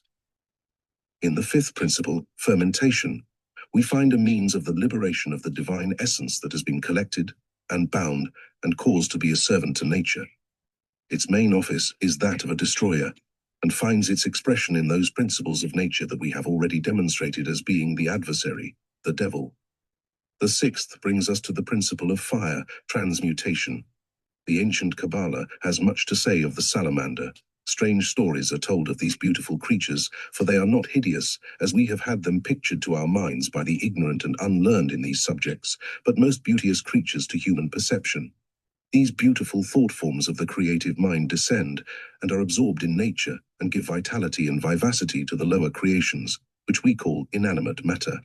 Although we realize, when we begin to examine nature, that there is no such thing as absolute inanimation, everything is animate, living and acting, teeming with life, not only in earth forms, in their multifarious conditions, microscopic and gigantic, but, when our eye becomes clear and the inner senses are opened, we also see that what we call space is teeming with life, whose forms are far more varied than those we see with the ordinary eye, all emanations from the one great center of cause.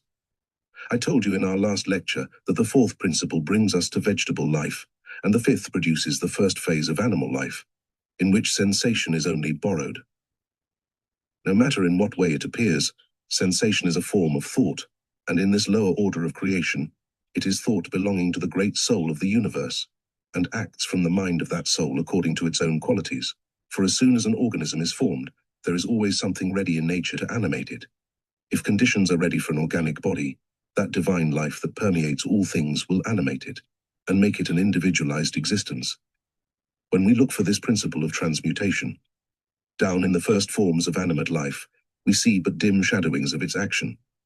The only phase of manifestation there is in the power that the creatures possess of reproducing their kind, and also of taking nourishment into the body and transmuting the incorporated elements to finer substances that are adapted to the needs of the organized body. For as soon as the little insect that comes from decaying and fermenting vegetation comes upon the stage of action, it begins to feed upon the emanations from the parent plant. It receives strength sufficient to begin to act independent of its surroundings, according to its quality. The nearest approach that the human mind has come to understand what life is that it is of the nature of fire. Wherever there is life, there is heat. There are said to be in the water what we call cold-blooded animals, yet we have many reasons to believe that even in them the blood centers have heat. The main part in creative action is carried on by the principle of fire. Fire is the animating principle in all things. Why does a piece of wood burn? First we start a fire, and it burns. We see the flame emanations, and it works of its own accord until the matter is consumed. We have given the ascendancy to the fire principle by either friction or chemical methods, and as soon as the equilibrium is broken, the fire principle holds its dominancy and consumes the material within its reach.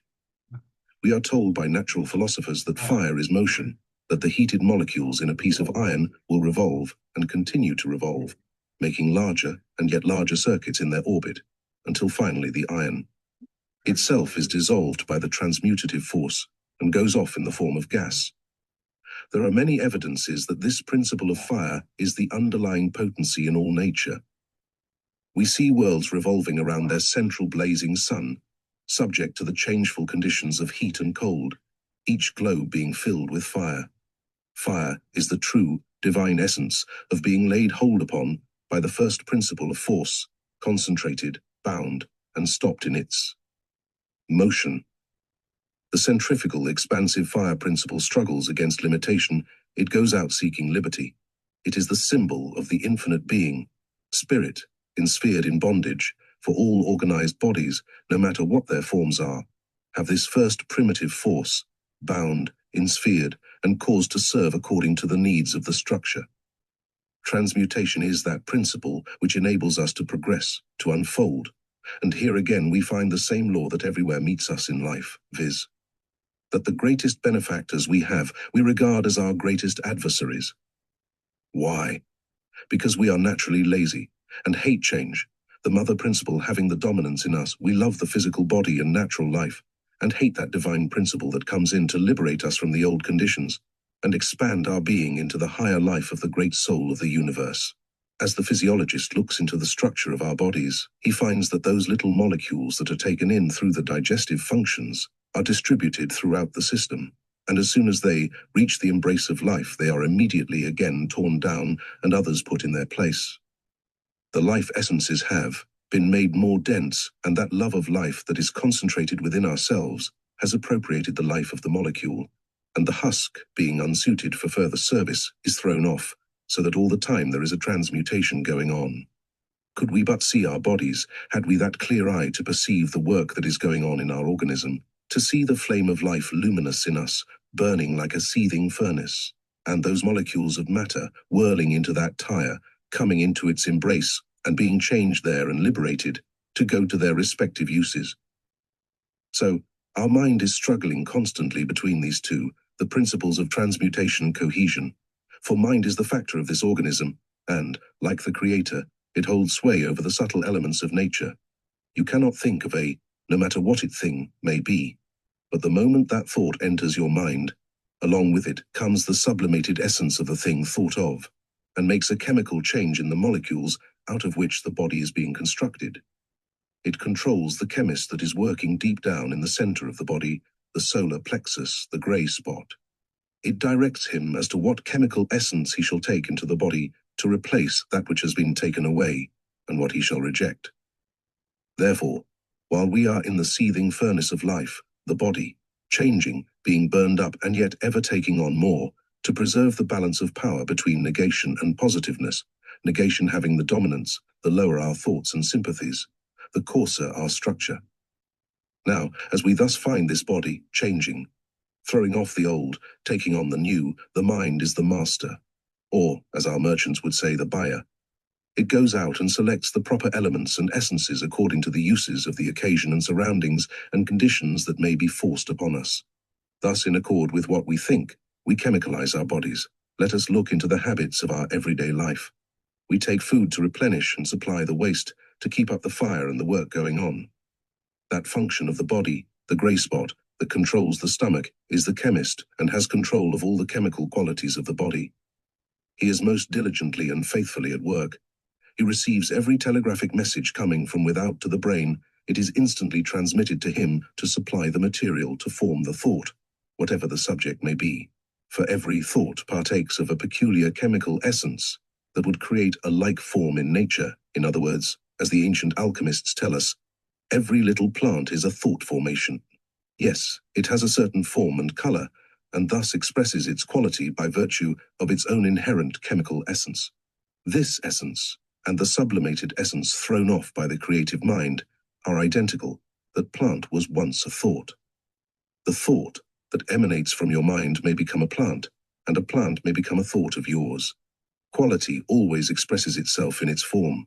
Botanists of a truly scientific mind, when they take a leaf or plant, are certain as to what chemical properties it possesses. They can tell you all about it, because of its exact form in accordance with the law of order, so exquisitely minute in nature. The same law obtains. In your thought life, you think a thing in your brain, that thought is telegraphed to the chemist in your body. If, during the time of eating, and for an hour after, while the chemist is doing his work of digestion, you begin to think of some unpleasant thing, this divine chemist at once begins to take into the body those exciting essences that are like that thought, and begins to build up in the body the very substance of it. Thereby the same thought will repeat itself afterwards, and rush in upon your mind with great energy. For instance, a man thinks he has a cancer. It at once is telegraphed to the chemist that there is a cancerous condition needing substance, and he at once begins to take into the body the very poisonous essences needed to supply the work of a cancer. The one thing to do is to control our thoughts by the effort of will. We must think, especially during the time the chemist is doing his work, just such thoughts as we want our body to be made up of, as we want our afterlife to lie. If we do so, we shall find that this places our physical bodies so hard to master under our control. Thus, this control begins in the mind. All chemical action for the health or disease of your body begins in your thought. Therefore, begin with mastering your thoughts. Think what you will to think, not be driven, like an unthinking horse, hither and thither. We talk to people about controlling the mind, holding still and thinking on one subject for a few moments. They say, I cannot think on any subject for 2 minutes. Why? Because they have never decided with a will to take control of themselves, and are just like a leaf in the wind, and every influence that meets them takes control of them for the instant. The work of thinking is the work of combustion in the body. It is fire. It is the liberation of the divine elements by transmuting the grosser into the finer, sublimating them into a subtle element we cannot see or feel, but by the aid of the unfolded finer senses. But if we give the ascendancy to the next lower principle, fermentation, whose office it is to tear down and build other organisms out of the material substances of the parent organism, then we are subject to the mind that controls the lower nature, the animal generative functions, the serpent. This principle takes your life essences and forms other organisms in your children, and your lifetime is spent to bring into existence offspring. But the result is that the parent organism returns to its earth without having made much progress. If, on the contrary, you give the control to the sixth principle, transmutation, these elements, sublimated by the fire, are drawn up to the brain and turn all their power in that direction.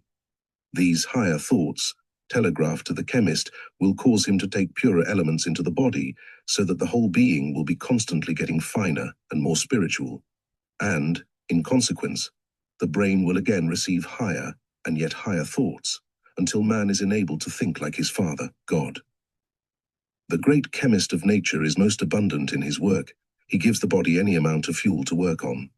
The only thing for us to do is to utilize it wisely, for the lower forces will certainly utilize it if we do. Not. If we are like the leaf in the wind, driven by our animal conditions, then this divine chemist can do nothing more than venerate life germs and give them into the hands of the serpent, the god of generation. The choice is given into our hands. If we keep the divine principle of fire, this transmuting life energy, ever active in ourselves, then our body will be vivacious, full of energy and animation, our cheeks flushed, our eyes bright. And in the midst of that blazing energy, we step out, and as we started out in our first lecture, Take the name of God. I will be what I will to be, and in the dignity of our manhood say, I will no longer be controlled by these lower principles from whence I sprang, but I will take control of my thinking powers, and of all the 7 creative forces operative my body. I will make my body God's temple, an instrument that will enable me to be a man, yea, more than a man, a God-man. For the fire principle, the very essence of the God of the universe, is in everything. Why, everything we touch is filled with that divine fire. You have powers within you to begin at the right place and take control of that fire, which will immediately begin to sublimate your nature. The flame of the little match I held before you was red. It was not clear, pure white, like the electric spark, simply because in that flame there was a great quantity of grosser elements not transmuted. Sufficient heat could be applied to that burning wood to have made the flame pure and white. We are told that Moses saw a bush burning, and it was not consumed, and he turned aside to see the wonder. He saw the fire concentrated there, but no consumption. We are told that in combustion the particles, being liberated, revolve with great rapidity among themselves, but the finer essences of the divine being are pure. There are no crude substances at all to be taken hold of and to be transmuted. There is no grinding process to tear down the particles, and thereby to create this lurid condition. And when the fire is free from all organic life and free from negation, it consumes nothing. It is pure, calm, gentle. It is the only thing in the universe that is still. Being pure, it has nothing to evolve or revolve. At this place, I wish to give you my thought about sight. What is this sight? We look at that gas flame, and from it emanates something that enables us to see all in the room. We all know the theory of the eye, of its being a lens, of the image being thrown back on the nerves, and of the sensation produced by the waves of light telegraphed to the brain. If we examine a nerve, we find it is filled with a crystal water bright and clear as the clearest spring water. Touch that little nerve and, oh, how sensitive it is. Touch the central tube where that water is, and the sense is more acute there than anywhere else. The fact is that the crystal water is the sense element which, when brought into combustion, being so pure, so near the point of evaporation, produces no flame affecting the fibers of the nerve or its surroundings. The nerve fluid has in itself the very quintessence of life, and therefore of sense. One more stage of transmutation would make of it light. This the tire in the brain does, so that thought forms appear luminous to the clairvoyant. Positive life tills the eye. Like is positive to like. Life takes cognizance of that like itself, and if the life that fills the eye is pure, and no gross substance in it at all, it will be pure, white light, and not see cross matter, but thought essence. The fluid that fills the nerve cognizes that like itself, light cognizes light, darkness cognizes darkness. We return now to our main subject. The principle of fermentation in our body has its center in the generative function. It is ever tearing down the body and giving opportunity for that life in the torn down elements to form another organism, a germ. Now, what should be done with this germ? I am sorry that so many of our physiologists, so-called, tell you it is necessary to give the germs to the serpent to avast. Never was a worse lie told by a human being, a lie that has dragged down more men and women and ruined our domestic happiness more than any other. If, instead of wasting that germ, you retain it in the body, the tire will take those little serpent-like formations and burn them up. It will transmit their essences to these pure elements of nerve fluid, which is life itself. The body will distribute them through every part, so that every movement will be a pleasure, and the soul will be made conscious of having a power superior to the ordinary environments. Those essences will be to us the substance referred to by Paul when he said, "Faith is the substance of things." Jesus said, "If you have faith as a grain of mustard seed, you could say to that tree, 'Be thou plucked up and cast into the sea,' and it would obey you." This is the process by which to obtain magic power. What a contrast between this pleasure and that which is produced, while the life is being concentrated in the sex function and thrown off in that relation. As long as you give that divine essence, created by the God within you, to the serpent to waste and destroy, you go through life burdened, heavy, and sad. Well, has such a life been called a long-drawn sigh? Here are the two ways. One is following down the chain of animal life. The other is going up the ladder toward the divine cause. Their fire is our friend, burning and transmuting our body. When this is done, we have said to force, "You shall no longer bind my elements in this narrow sphere. I will call for that divine essence of fire, and burn it out. To discrimination we say, you are to make my being superior to all other beings. And lo, all life is God, and everything that is filled with that essence, and I will open out and aspire of that essence. We say to order, you are my servant, and shall create for me thought formations according to that higher principle. You shall build for me my heaven. For all the heaven we shall ever have is the thoughts we are thinking. They will be our future consciousness. Out of your thoughts you are building your heaven or your hell.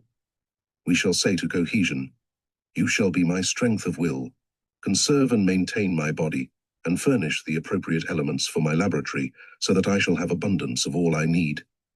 We shall say to Fermentation, you also are my servant, and, through your subtle power, usually known as psychic power, I will send forth my thought to do service in whatever department of nature I will. We shall say to Transmutation, you shall transmute the gross elements of my body into those most subtle, that I may be superior to earth, and be like my Maker. And through you I will say to Sensation, you shall be my messenger to keep me informed of all I wish to know of this world and its laws and methods, and shall make me conscious of the thoughts of men, angels, and of God, and cause me to live in the enjoyment of the paradise of God's thought forever. For, as that love nature gathers and provides the necessary elements out of which I make and transmute this divine essence of being, and make of it whatever I will to make, nature thus becomes subject to my will, because I control the thinking power by the will. By taking the name of the Creator, that implies the will to be what I will to be. These powers are in you, and all there is for you to do is to take hold of one thing at a time. Yes, take hold of your own body first, be master of your own mind, then be master of your own senses, and then you can easily be master of all the other forces, and fire will be found to possess a consciousness that thought will control in all its forms, until in all its phases it will become obedient to your thought and your will. When the essences of our being are so sublimated, fire is held in abeyance within ourselves, and if you have taken control of that fifth principle and utilized the sixth, you will find the truth of the stories that come to us across the water from the Orient of persons who, through these processes, have conserved a natural fire in their own bodies, capable of kindling a real fire by blowing their breath upon ordinary fuel. But if allow the serpent to waste and destroy the finer substances of your nature, that seething fire burning within you will become a smouldering mass of ruins, so closed with gross material that it cannot be luminous and bright. Whereas, if you turn it in the other direction, you will clear up the body, fill it with that crystal element, and the fire will burn bright like the electric spark, and be the light of life, knowledge, wisdom, power, like unto the great cause and source from which it comes. All things, both earthly and invisible, will begin to be your servants, for the earthly things are only the expression of the invisible things, through the action of the principles I have shown you. Such powers are in your bodies, and if you stop and think as you should, going through this course of lessons, you will know just where to begin and what to do, and how to conserve these forces, making them your servants. And when you have done so, you come to this first and last principle, the seventh stage of unfoldment which we are to consider, when fire will have become your servant and you the master. The ancients had in their thought the same work of sublimating the essences and subjecting the seven forces, and came to a point in their unfoldment when their inner consciousness was illuminated, and told us there was a place where there was nothing but that pure, perfect, white light, the most sacred place in the universe, the home of God. At Niagara Falls this winter, as I was standing and looking at the tremendous fall of water, my soul seemed to be opened, and I was conscious of that great center of pure whiteness. It was to me a conscious vision as of a place, yet I am not prepared to say it is a locality. Let it be what it will, that pure ethereal whiteness brings a calm of restful satisfaction. We talk about pleasure and enjoyment. We know nothing about it. One of us has anything like an adequate idea of it, and we never can have until the old serpent is absolutely enslaved to our will. When this is done, and the inner consciousness, that most beautiful and sublime life, has come to be unfolded within, and we have a cognizance of that eternal rest and satisfaction, realizing that it permeates our inner being, then there will be a realization that you have attained a point afia. There is an absolute consciousness that if this body should pass away, should be consumed in the flames, you would be unmoved, your soul satisfied, restful, and at peace. consciousness, going on and on, into the unbounded realms of knowledge, wisdom, enjoyment, surpassing all the thought of sense. This consciousness may, and yet will be ours. I am not endeavoring to get you to believe any doctrine. I come to you as men and women, able to think, and I ask you to think, not for my sake, but for your own, for humanity's sake, to turn your thoughts in the right directions, to rise above that dark and dismal sphere of a mere animal life. Be men, and come into the divine inheritance, and be what you will to be, having passed through transmutation, to awake in everlasting glory. 8th Lecture. Sensation. The 7th of the 7 creative principles. We are this evening brought to the consideration of the 7th of the 7 principles, being the one denominated on the diagram as sensation. To enforce the subject more fully, I would say that, beginning with force, we traced around, considering each of the 7 principles in their order. Each is united to the other, and cannot work without that unity. But, as we go on, each successive one is more and yet more potent in its operation, as it calls into unity all the forces that have preceded it, so that, having been brought this evening to the 7th, it necessitates the other 6 in order that this may exist. We begin with force as the principle that concentrates and brings matter into existence. The 2nd principle discriminates and polarizes the atoms of matter. The 3rd gives order to all formation. The 4th causes all things, after the formation has taken place, to cohere and adhere together, and makes growth of vegetation possible. The 5th is the state of fermentation, wherein the bizarre elements of which the vegetable is composed are changing, the life forces concentrating and forming for themselves independent organisms wherein to manifest their nature, the first mode of which life is, through transmutation, when insect existence begins to take nourishment, which is transmuted from the condition in which it is in when taken into the little organism, to that like the higher essences of its nature. The result of this combination makes possible the reception of the principle of sensation, while in itself, sensation is a distinct principle, yet, without its alliance to matter, to organism, there is no sensation. Sensation is a mode of consciousness. I presume that there is no word more commonly used, and none having so little known of its nature and quality, as the principle of sensation. In fact, the real principles underlying it can never be comprehended by human intelligence, but it may be apprehended. We may this evening be enabled to trace its workings, to observe the laws and methods and localities, but when we have asked the question, what is sensation? We can only answer that sensation is the instrument or the mode by which the life reaches out and preserves itself, the mode of cognizance, the instrumentality by which knowledge comes to life. Then, when we have come to consider the idea of sensation from this interior standpoint, we ask the question again, what is life? Here we are lost in the infinite ocean of cause, the great source of being, the spirit essence which alone has the power of cognizance. The interior essence of being has, in all organisms, formed instruments for itself by which it reaches out and comes in contact with the physical world, through which contact it takes cognizance of it. This principle of sensation becomes the means by which the life is preserved from destruction, by itself or by its enemies. Sensation is the germ of all thought, from which all thought originates. Were it not for sensation, thought would not be known in the world. Thought has unfolded from sensation in this way. Those insect existences grow and develop and increase, feed one upon another, multiplying qualities, and thus necessitating additional functions and also organs until higher and yet higher stages of insect existence appear in the world. Sensation lies at the foundation of the multiplicity of organic life. The sense of sight, the sense by which we cognize light, is the means by which the eye has been formed. The sense of pain and pleasure, or the idea of being hurt, and the effort to preserve themselves from destruction among their fellows, has caused them to earnestly desire. Again, a thought has been created which answers to that desire, to be able to take cognizance of and protect themselves from the adversaries of their life.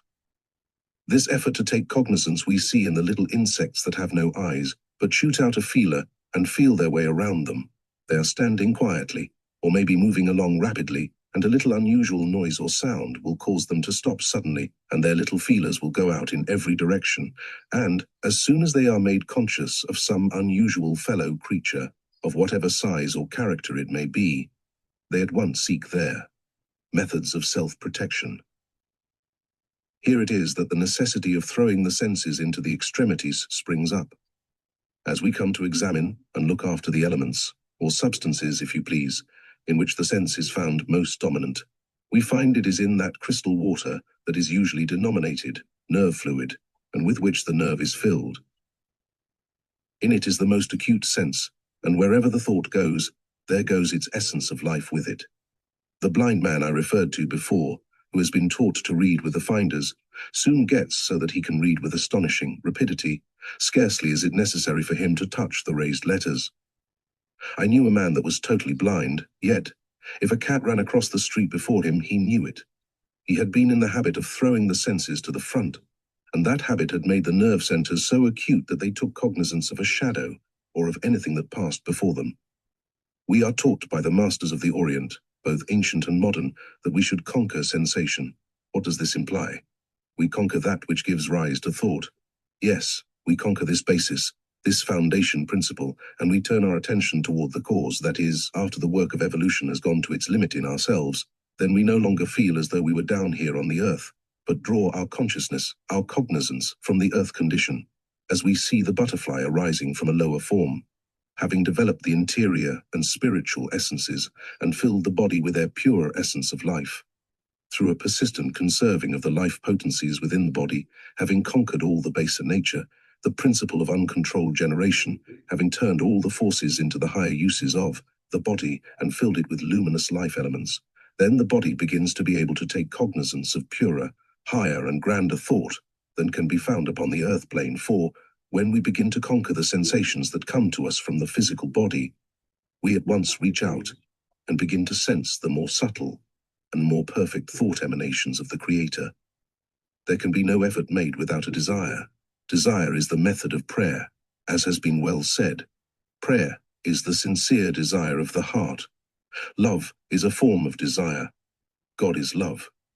In the consideration of these 7 principles, cohesion was shown to be the mother nature, the mother love being the active one in the world that we admire and respect more than all others, as the preserver of all things, as that principle that has such zealous care over all its subjects. When the mother nature is well embodied and has its full and comprehensive understanding in us, and we come to recognize the subject that we have been talking to you about, namely, that we are only one of a great family of the infinite Father, God, and that all men, all creatures, all life, all formation, are alike the offspring of the one great mind, then we enlarge the sphere of the mother love from merely that narrow family relation, to become like the divine mother that loves all her creatures alike, that is no respecter of persons. The pure mother would give her life, would work until the flesh was worn from her bones, would lie down at night exhausted, sleepless, and anxious, for the sake of providing for her offspring, for her children, for their education, for their qualification to enable them to step out on the field of action to take care of themselves in the world. When that mother love in us has had its perfect unfoldment, and we look out upon the world of humanity and see that all are God's children, and we are the sons of God, that we are joint heirs, and therefore these are all our children, then we enlarge the sphere, and take into the encompassing love all things, and we labor with diligence, combined with divine wisdom, that we may educate and uplift and relieve the suffering of all God's creatures.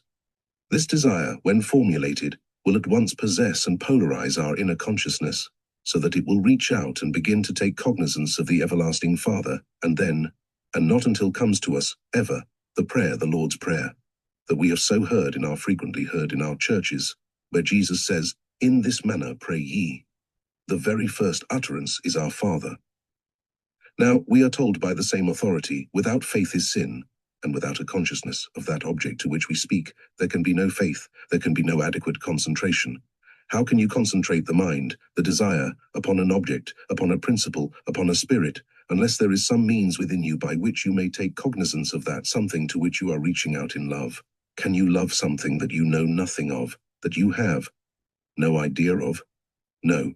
Go to those devotional ones and ask them, do you love God? Oh yes, they answer. What is your idea of God, we then ask. Can we get them to define it at all? Do they not usually refuse because their own reason condemns it? Yet, when they will define it, what is the result? They have pictured to themselves a grand man, a high, ideal man, and that man is the image of their worship. In that sense they may be elevated, by having fixed a standard of manhood, desiring that standard, reaching out toward it, inspiring from it. It has been a means of the elevation of the race for ages past. But yet, it is not the highest one. While men have been in this state, and have pictured for themselves a man, and have reached out in their aspirations toward that man, though there may have come thoughts directly from the true God of the universe, they have been reaching out to something like themselves, reaching out merely through the external senses. I want here to call your attention to a thought. Every thought that you think must of necessity have a form. You cannot think anything without putting it into form. We will illustrate it thus: the spiritual man dwells within. Now, if a thought comes to a man from without, reaches the senses without, and through the senses becomes conscious to the spiritual entity within, then it must give the exact inversion of the form that it was in when it left the thinker's mind. In other words, the type that makes the impression has the wrong side up. It is inverted, in the same way the human intelligence has received every thought of God inverted. It is a wonderful thing, if you will stop and think of it, to take the thoughts, the doctrines that are received by the thinking world at large. We have received them through this, living in the five senses. How thoroughly they have inverted every divine thought, even the one I have just called your attention to. The Lord's Prayer. Where is there a Christian on the continent today who, when he prays, "Father, let thy kingdom come, and thy will be done on earth, as it is done in heaven," if you should say, "Stop. What do you mean, to desire that God's will should be done here on the earth as it is in heaven?" He does not expect that, but means all the time the other way about. Let me go up there and do thy will in heaven, for I cannot down here on earth. Just inverted. Go through the entire revelation of the scriptures, and you find that the mind of men who have come to these things from the external senses and reasoning of the brain, exclusively from the external senses, has every idea exactly inverted. Therefore, the five senses cannot be trusted for spiritual discernment. You cannot trust them any more than you can read the type before the impression is made. What must be done? The inner consciousness must be open to the soul of the universe. There must be a development from within, so that the soul itself, the inmate that dwells within the house, has a power independent of the five senses, to go out into the cause world, and to receive into the innermost consciousness the thought of God, and project it out to the world. We have to go by ourselves, independent of any man, of any teachers, and reach out for the knowledge by that innermost principle of love which is God-love, and there is no God-love but that which is love to all his creatures. And if I love my wife, my children, my own little circle, to the exclusion of all others, and even perchance to the oppression of others, which we see all the time, this is self-love, and not God-love.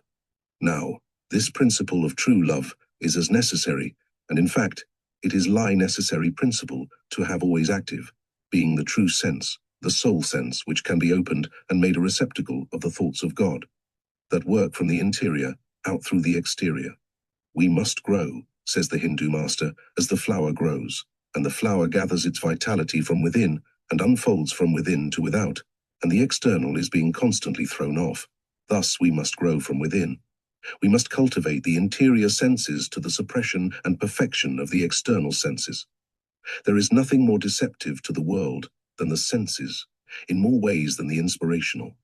The sense of pleasure is the most deceptive thing that we have. Pleasure is nothing more than life in motion. There can be no sensation without something that produces a movement of the life elements. There must be a cause of motion before there can be any sensation. Even for the sensation that belongs to the interior and spiritual, there must be a spiritual cause to produce it before it can be manifest. We sense the touch of some person or thing. There has been a movement from without that has caused the sensation. If we trace further and ask the question, what is that we call pleasure? We feel all animated and joyous, and the bright red blood springs to the cheeks. The eyes glow with all the luster and fullness and vitality that fills the body. We are animated, we are happy, but that lasts for a little time only, and we begin to feel tired. Now what has taken place? This life and animation and joy was merely a going out and throwing off of the finest elements of our life, a waste, yes, perhaps a waste of the purest elements that we possess. That is all there is in it. We were simply using and exhausting the very essences of being, and it was pleasure while it was going on. But the reaction comes afterwards. The very principle that controls the animal world in the function of generation is sensation, the sensation of all kinds of pleasure rules, sufficiently strong to dominate over all mankind as an incentive to action. And why? Because the very finest essences of our existence are being concentrated and formulated in a germ, using the divinest principle of our being, and in that action of concentration, all these finer essences in their action impart a sense of pleasure. And the final exodus of that essence is the ultimate of that pleasure. Then come exhaustion and repulsion. The body is weakened. The mind is lost. The vitalizing principle that animates the molecules of the body has gone. Right here can be found the cause of our being so subject to diseased conditions. The mind may be very active, the brain fully engaged in some useful and perhaps thoughtful labor. Finally, the body gets full of life and animation. Every molecule seems to be aglow with life. We perhaps overfeed the body to secure additional strength, or as a matter of habit. Finally, when the body is filled with this additional material, there comes the demand of the lower, the sense nature. It reaches the mind. That life essence is then concentrated in the sex nature and goes out from us. The body is exhausted. The creative part of this animating, vivifying life that permeated all the particles of the body is gone. Death has entered the body. Millions of molecules of matter are left without their animating essence. At once the divine, Mother Nature, co-working with the wonderful mechanic, order, concentrates her forces upon the most fit, leaving all the rest to be thrown off, and the work begins in the body to gather up these dead atoms and bring them into the blood and carry them off through the ordinary channels of effete matter. In that condition we feel tired, languid, irritable. We are angry at the least thing. We do not know why. But stop and think, and we will find that there is an interior will that is called into action. Every nerve is strained. All the forces are diligently at work in the body to cleanse it from these dead carcasses that are left there because of the injudicious waste of the finer essences of the system. Perhaps they are resurrected in another form, but our life must now be taxed. We must go to work and tear down and get rid of those dead and impure molecules in the body, and the act of doing so taxes the body to its utmost. Supposing, at that time, some poisonous condition comes in, some extra taxation on the body from another source, the body is then like an army that has an adversary to fight hand to hand, man to man, and now the enemy is suddenly reinforced, and you fall victims simply because you have not maintained that perfect equilibrium of life. We are taught by the masters that we must obtain that deep soul calm that is unmoved under all circumstances, that we must move through the world as one with power to be, and to do what he wills to be, and to do. Such is necessary. No one will be master until he can move through this world, having sufficient mastery to be unmoved, self-controlled. We would not think a man was very much of a master of his enemies if, when he walked through their midst, he went skulking here and there. He is the master who walks through the midst of his enemies without fear, without a tremor, feeling within himself that he is master of his surroundings, moving with a calm self-possession. We must conquer our senses, for they exhaust the vital fluids and leave us depleted, and, whilst we are ruled by them, we are jostled here and there. We are crowded by adversaries from within and without, and these adversaries without, and the irregularity of our own life within, keep us continually in this struggling condition. Here poising your mind on one object, dwelling there day after day and week after week, will not give you the needed power. No ordinary drill will suffice. This power must come from within, from the forces that you possess, from the actions and laws of your being. That which allies us to this world is sensation. It was there our consciousness began. We seek its cause. We know its workings. We know what is accomplished when sensations are active within us. Therefore, we watch them as we would watch a thief. When we feel that sensation is in the body, we know there is some cause for it. Watch carefully what is being done, what is being accomplished. Watch from the inner consciousness, hold still all other senses, look into the mind, and observe the springs of thought and sensation. Be quiet. Listen with the stillness of every function and of the mind and, as you listen and question, for the God that dwells within you is identical with the God that rules the universe, both in power and wisdom, that God within you is able to answer every question. Listen to his voice. No wonder, as Isaiah said, when I spake there was none to answer. When I called there was none to say, Here am I. Because, as the voice of God calling in the garden, whose garden? Why, the garden of your body, when all these animal senses are active, he speaks and speaks and speaks again, and there is no ear to hear. We are too busy with these inverted senses. The glitter and glamour of a world of sense stultifies the mind, deafens the ear, and though it calls aloud, we think it is the voice of fancy, and again we go more and more deeply into the senses. The teachers of spiritual laws tell us we must be careful and not run after phantoms, that God is spirit, yet God never any more approaches man, that man is isolated from God. Oh, sad condition, if it were so. No, God dwells within the soul, is enthroned upon the will, rules in the life forces, serves as a faithful and overindulgent mother, anxious for the good of all, serving and sustaining you ever, though you do evil, constantly laboring to preserve your life. If you waste the gold of pure life, he at once goes to work diligently to replace it. On and on the divine principle labors, until finally you have sinned against the day of grace. In other words, you have so exhausted the body that it has become unfit for other uses, and that same principle disintegrates the body for service in other directions. Then the sense that we want is that inner sense that listens, hears, feels, and cognizes God, the cause, the indwelling pure spirit, and, to do so, the man who is master of himself has reason above sensation. He knows the voice of the Almighty as it calls within him. God acts and speaks through the consciousness, is zealous, in the man or the woman, for the good of all men and all women. This should cause you and me to desire, with the same earnest, anxious love that the mother has for her child, to labor for humanity, to desire their well-being, to desire that they should come into this divine consciousness. When heavenly desire is active, then man can pray, but not without it can he pray effectually. Then the prayer of that soul that looks out upon the human family and the world and sees the fallen condition we are in today, and reaches out with that pure thought that they should have, oh, for wisdom and power, that I might work under thy divine guidance for the elevation of my brethren, of those under my care.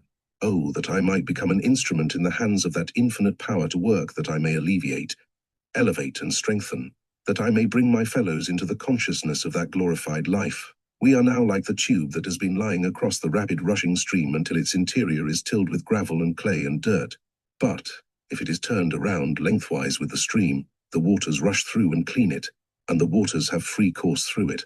So you and I, when our interior is turned in a direct line to the great soul that loves the world and gives itself for its elevation, when we are thus blessed with the divine life, the current flows through us, as the mighty rushing river flows through the tube to all the creatures for whom we desire this blessing that we have obtained. Ninth lecture. Colors. We will accept that there are three primary colors, and that from these three all colors may be made. It is also accepted that there are but three primary principles in nature. This primary condition, or manifest principle in man, is represented by the triangle. Red is the base of the material flesh. It is the color of the blood, or animal life. The force principle, or the first principle of nature, the primary that calls together and binds and enspheres all things. It is that color which gives to the sense the inclination to self-preservation, which inclination, when carried into the intellectual realm of humanity, is selfishness. Of course, the more intellectual the persons who indulge in selfishness may be, the greater ability they will have to make that selfish principle one of great evil and oppression. I take up the subject of colors mainly for this reason. There are thousands today whose sixth sense is being opened, so that they begin to have a conscious perception of thought forms, of spirit entities as they are called, and actually are, in some cases. And the sixth sense is one that ramifies in such a multifarious manner that it would take a whole evening's consideration to even present to you anything like an adequate idea of its extent.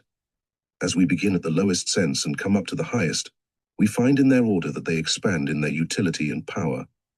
So, when we take another step beyond the five senses into the realm of cause, or rather make a nearer approach to cause, with this sixth sense, which reaches out more largely and broadly into that realm, and in many cases, in my own experience especially, with those persons whose minds are allied principally to sight, as the sixth sense, or, as some have called it, the spirit eyes are opened, first begin to see a variety of colors.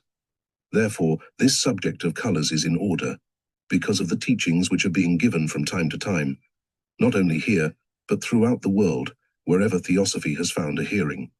Those teachings, in fact, lead to the unfoldment of these higher senses that we are not now conscious of. The people that are most perfectly endowed by, or rather allied to, nature in its purity, in its order and harmony, are those whose minds, when the sixth sense begins to be opened, will take cognizance of colors and forms. Forms relate to the magnetism of the universe and the language of the Creator, because all forms are thoughts, and all thoughts are forms. Otherwise, they would never act upon our consciousness, or we would never be conscious of them. Therefore, when the spirit eyes, or the sixth sense is opened, colors and forms present themselves before the vision. These are the thoughts we find employed throughout the Hebrew prophecies. We find that the imagery, which was the language of creation, of beasts of varied characters, birds, creeping things, all varieties of animate and vegetable existence, was called into use to illustrate or express the word or thought of the Creator. Thought imaged itself upon the mind of the prophets of antiquity, and we are not far remote in our natures from those old seers and sages. The thing for us to do is to live in accordance with the same methods with which they lived, and the same powers are ours. I do not think that the race has declined, or that the interior powers, which we once possessed from 1800 to 6,000 years ago, have passed away by means of diminution or loss. God's laws never change. They are the same forever. And though, through foolish teachings, we may have believed that these interior powers belonged only to a special few, though we may have formed the idea of a God-man, or a man-God, who controlled his subjects, as do kings of the lower plane of existence by edicts, and by being angry or pleased, and though we may have thought that the people at one period of the world were favored by this superior monarch, and that this favor has now been withdrawn, yet we should be sorry to believe this now. We believe the grand old book itself, which tells us, from the beginning of Genesis to the end of Revelation, that the God, of whose thought it is the record never changes, works always by law and according to law, and that it is we who change. By virtue of these changes, we are either come into more perfect harmony with his law, and become more cognizant of its workings, or into less harmony, and become less cognizant of its workings, or of any higher principles of nature. The first color, then, that relates directly to the human organism, to the animal forces, is the color red. This has in it the property of heat, because its function is concentrativeness. It is magnetic to the extreme, and, because it is magnetic and concentrative, it is heating. The second color is that outgrowth of the working of the spirit upon the physical body, representing the mind and the first principles of mind, which is order, and is symbolized by the color blue, which is the counterpart of green, the symbol of Mother Nature. The third color, that of sensation, is yellow. That is the color of sense. It represents in its character rest, harmony, rest, simply because sensation belongs to knowledge, and is of that golden perfection of spirit life. The yellow represents, therefore, perfection. The shade of color always has its own significance, which we will consider hereafter. These are the three primary or foundation principles that underlie all others. The sun's spectrum, having the 7 color rays clearly defined, is representative of 7 distinctly different principles. It is unquestionably a fact in nature that there are 7 distinct color rays, as there are 7 notes in music, 7 sounds of harmony. The 7 qualities or primary creative energies that we have been talking about as principles are found in each and every one of us. As is shown in our new system of solar biology, these 7 are 7 vitals or primaries. There are in all 12 spheres of uses or organic qualities in man, but the 7 are the vital principles without which man cannot exist. These 7, as they are known in music, in simple music demonstrated as a fact, have several octaves one above another, their vibrations differing one from the other. There are vibrations so rapid and others so slow, so as to produce no discernible sound to the ordinary senses. The time will come when we can distinguish sounds by their colors. In fact, we read that there are those who see, in every note of music, the color. Not only the color, but when these notes are interblended according to the law of order, which order is characteristic in the human mind, and music produces a harmony corresponding, there are those who see animate forms springing forth from the keyboard, like living, active, spiritual beings. Why? Because these 7 creative principles, no matter how they are expressed or how they are called into action, act under the same great law of the primal creative thought, the purpose of which was a harmonic man. We identify red with force, the animal principle in nature. It is the lowest of all the colors. If you would sit in this room when the evening shades are coming on and look at these colors on the star, you would find that the yellow would disappear first. The order of their disappearance would be such that the red would be the last one to disappear in the darkness.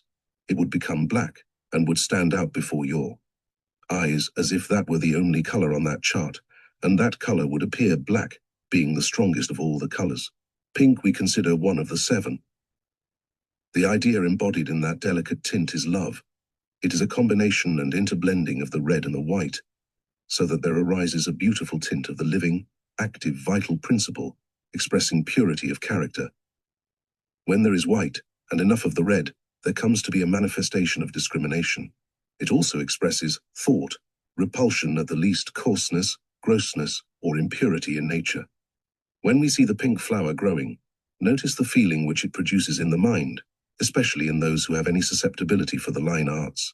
How delicate it appears. We feel as if we were almost too coarse to touch that beautiful, delicate little blossom.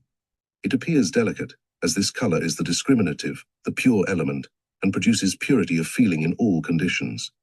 It is the principle that should be the one cultivated by all means more than all others, by those who are studying to unfold and perfect their own lives. What we want is purity of life, and by purity of life we obtain the purest mind potencies. We should therefore desire purity. So, when your minds began to take cognizance of that beyond the five senses, and you see before your inner eyes this delicate tint of pink, you may know that you have succeeded thus far to attract to yourselves the influence that will work its beautiful work in you, will separate you from all inversions, all impurity, all misuse, and will lead your mind into the pure and the good. The third principle, the principal order, is blue. We look up into the sky, and above us is that beautiful blue. Why? There everything works in exactly the order in which the infinite mind has placed it. There is nothing out of order there. No jostling together of worlds, no confusion. All is perfect order, and it is a perfect blue. Those of you who heard the discourse on order can readily apply the law, this evening, to the color blue. The antithesis, the opposition of order in nature, is represented by the color gray, indigo mixed with red. It is the combination existing in matter when order is being misplaced, confusion is being created. The law of order is being taken away from the chemical or vegetable substances. They are being decomposed, the indigo being the most powerful decomposing ray, the red being the most powerful concentrative ray. The two struggle together in their work of tearing down the old, whilst the red holds tenaciously to the life essences that are in the plant, so that they may be formed into another organism.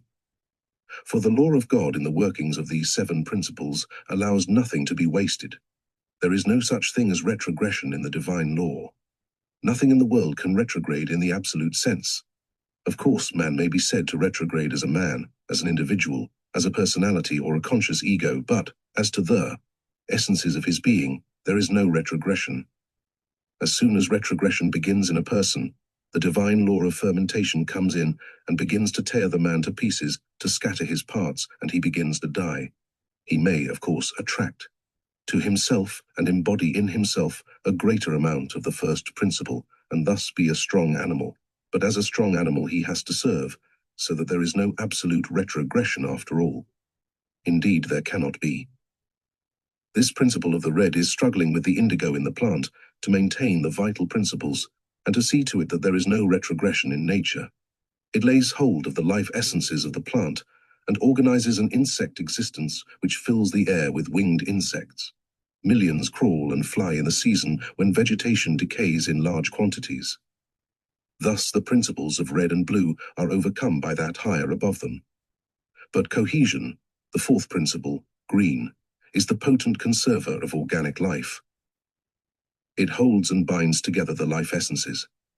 Vegetation takes that color because that is the principle which is most active. It is the symbol of the unfoldment of vegetable life. Therefore it expresses itself in this color because, as we have shown as we advance in these 7 colors higher, and yet higher, the immediately above contains all below. The color green, then, represents the mother nature that preserves and holds together all things. It represents fertility. It represents growth, unfoldment. Therefore it looks after the preservation of its own, and gathers and provides for those under its care. To provide is the province of the mother nature. Therefore, growth is always expressed and symbolized in the Hebrew prophecies by the color green. Take the 12 stones of the 12 signs of the zodiac, and each of the 12 stones has its color. The foundation of the temple is represented as having 12 stones, and the color of the stones is referred to in other places. Were it not that the color was intended to express a meaning as well as the stone, the color would not have been given in addition to the name. The name would have been sufficient. The stones, as crystallizations, are the symbols of all the principles which exist. Therefore, when we see a crystallization which is red, we can say that there is a single principle crystallized there. When we see pink, we see there 2 principles crystallized. When we see blue, we see 3 crystallized principles. So in green, we have 4 principles.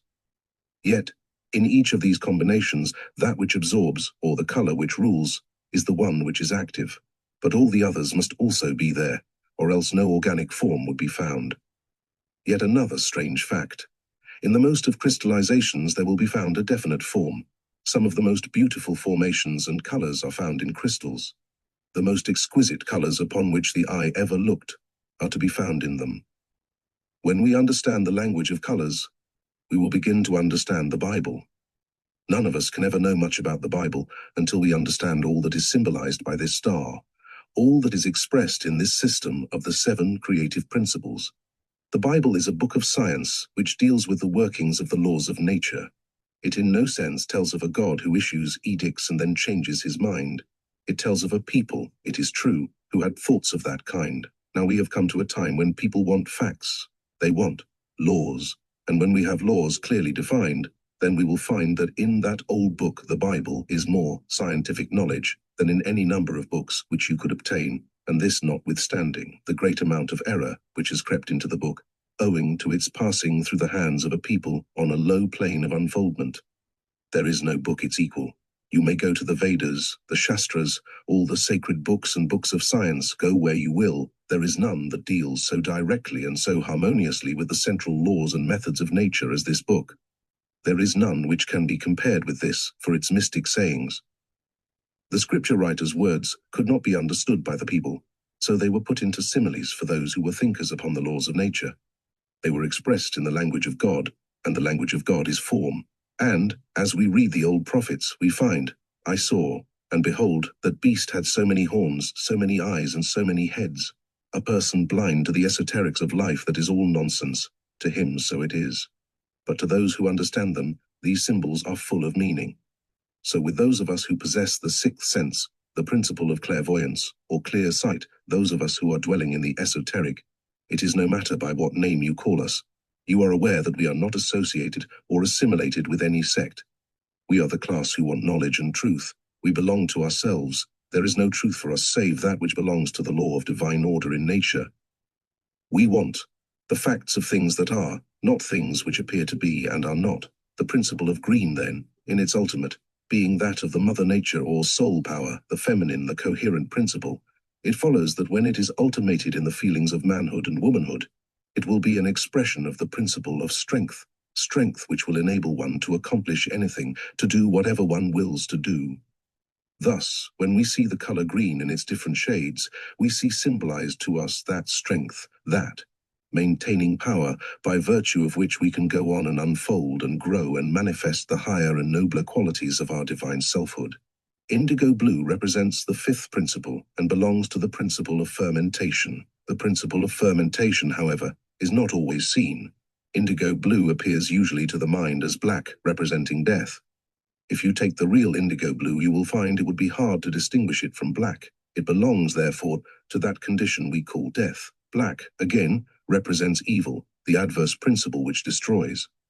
Blackness or darkness is a symbolic expression of the law that is brought to light by the principle of fermentation, of the serpent, the adversary, the principle of evil, the tearer down of the unfit. If I should see before me an image of blackness, and that image of blackness continued to follow me, I should at once begin to turn my eye within, for something wrong, something that I was doing, something that I was thinking, some habit of life that was wrong and was causing this image of blackness to be ever present before me. I should go right into myself, and begin to study, begin to examine, begin to think, until I found out what was wrong, and when I did, the image would go. Blackness is used all through the Bible as symbolic of mourning and death. It belongs to the principle of destruction, the adversary, the evil thoughts which act to destroy. Black is usually found on the earth in swampy ground, where there is stagnant water, but sometimes, on looking across, the color seems to be indigo blue. You may observe a pond of stagnant water, where fermentation has its full freedom of action. Look across the surface and you see the indigo blue quite distinctly because there is decomposition going on. The order of prior formation is being broken up and thrown off, leaving a distinct shade of black. The sixth principle is represented by violet. We are told, by those who have analyzed it, that this color is the most powerful chemical ray which we have.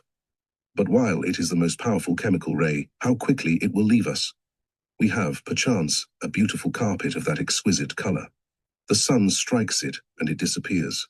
It is an active principle, the sixth. It transcends the five senses, and brings us, as a next step, to spirit, the divinest of all things of which we can take cognizance. The principle itself is not spirit, but the next step to sensation. It is the active agent. It is Gabriel, the archangel of the divine. It is the chief actor, the chief minister in all nature, because it produces sensation and rightly used ultimates in blessing. This delicate tint, wherever it appears, is good, very good. But remember that, regarding all things that are good, the better they are, the more closely will they be associated with those things which make the most potent factors for evil. If in the imagining power of my brain I begin to read the language of God, and I see before me the image of a carnivorous beast, a destroyer of flesh, and I see that this beast is represented in red and in violet, I may say at once, there is something determined to change my relation from this state of being to that of another. Why so? Because it has the ultimate power to change. Its function of red is force. Its form is that of a destroyer. Therefore, it is about to tear and destroy, and has the power with which to do it, and being associated with violet would intimate death. Violet alone would imply transition to a higher state. What beautiful tints of violet we see sometimes before the mind. I presume there is hardly a person before me who does not sometimes see these colors. We are taught by our teachers that these forms and colors are all imagination, and so they are, but of the kind of imagination by which God made the world. Imagination is the most potent factor in the world. There is nothing having form in the universe, but is the outcome or creation of the imagination of the infinite mind. We will learn also enough, sometime, to know that there is nothing. It matters not whence it comes, or in what form it may be shaped, but has a definite meaning. Every image means something. There is no such thing as chance in nature. There is a law underlying all life. So watch these imagining powers. There is not a person before me tonight who has not, at times, on going to sleep, seen colors or images before the mind. If you want to know the condition in which you are, just concentrate your mind and see what color first appears. If you find the red coming up before you, that being the color that portrays destruction, you had better stop. Perhaps you may begin to see the beautiful color of violet, or a tinge of yellow or gold, or perhaps a bright crystal green. Beware, however, lest you be deceived by the green. There are two kinds of green, one the beautiful crystal green, and the other the dark, swampy green, the one very good, the other very bad. The one is the divine mother which comprehends all life everywhere, under all conditions. The other, the selfish mother love that would hold and retard. We next have the seventh principle, sensation, represented by yellow. All through the Hebraic prophecies, you will find constant reference to gold, the pure gold, the golden this, and the golden that. I refer to the Hebrew scriptures, because, as I told you before, they deal with the language of cause, more than do any other books in the world. Now why is this? Because gold expresses the nature and embodiment of the principle of yellow, or triumph, the perfection of the seven creative principles. Our Mongolian brothers understand the occult value of colors. The yellow flag is, with the Chinese, the symbol of the divine. It is an expression of the perfection of the seven creative principles, referring to the essences of life being conserved and regenerated, renewed and perfected in the organism of man. The principle therein is called God. When the principle refers to the God life, it is symbolized in a stone, in a crystal or yellow stone, which you will verify on looking over the list of stones in the Bible. Oh, this beautiful yellow! How quickly, On entering a room where there is a great deal of yellow in the carpet or on the walls, with a harmonious blending of a few other colors, you will feel inspired perhaps to say, "Oh, I experience such rest." If under excitement, you seem to rest at once.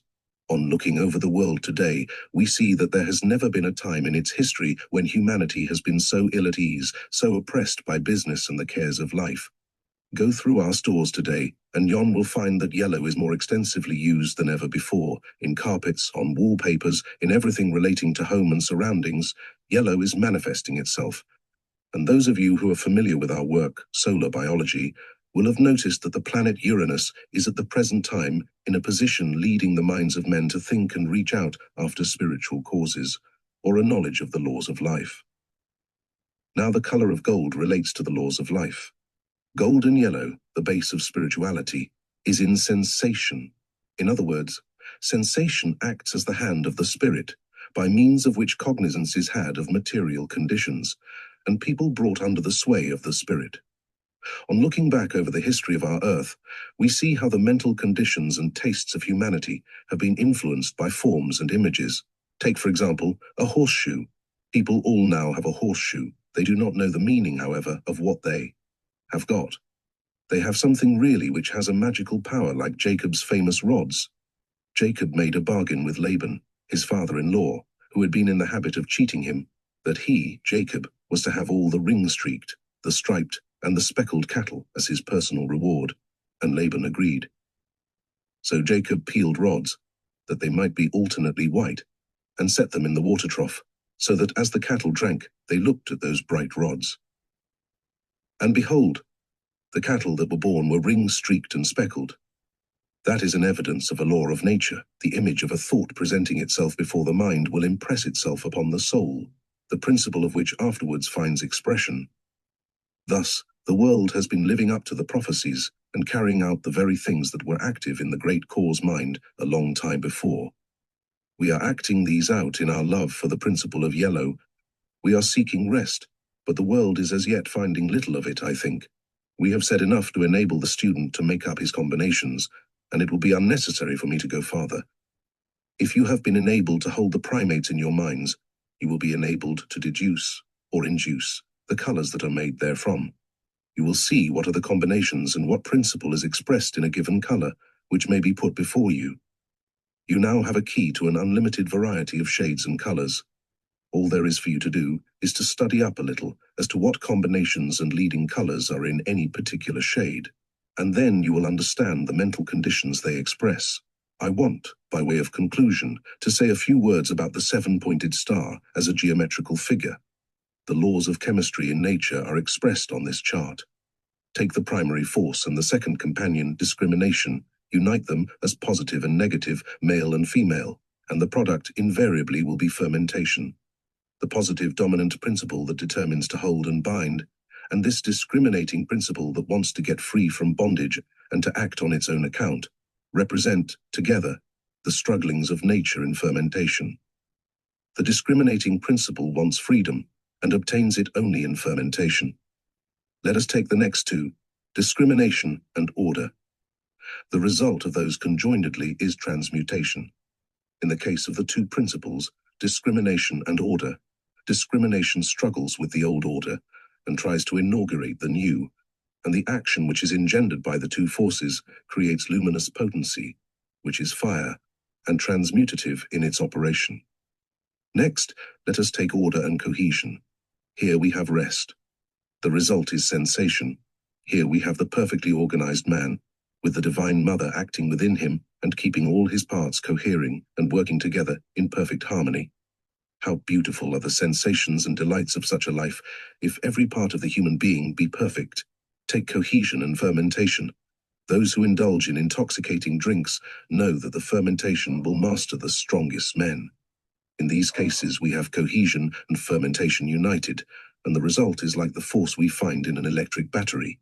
Cohesion holds together, binds the atoms of metallic substances, and when we bring into contact with it, the fermentative acid principle, which liberates the material qualities, force is the result.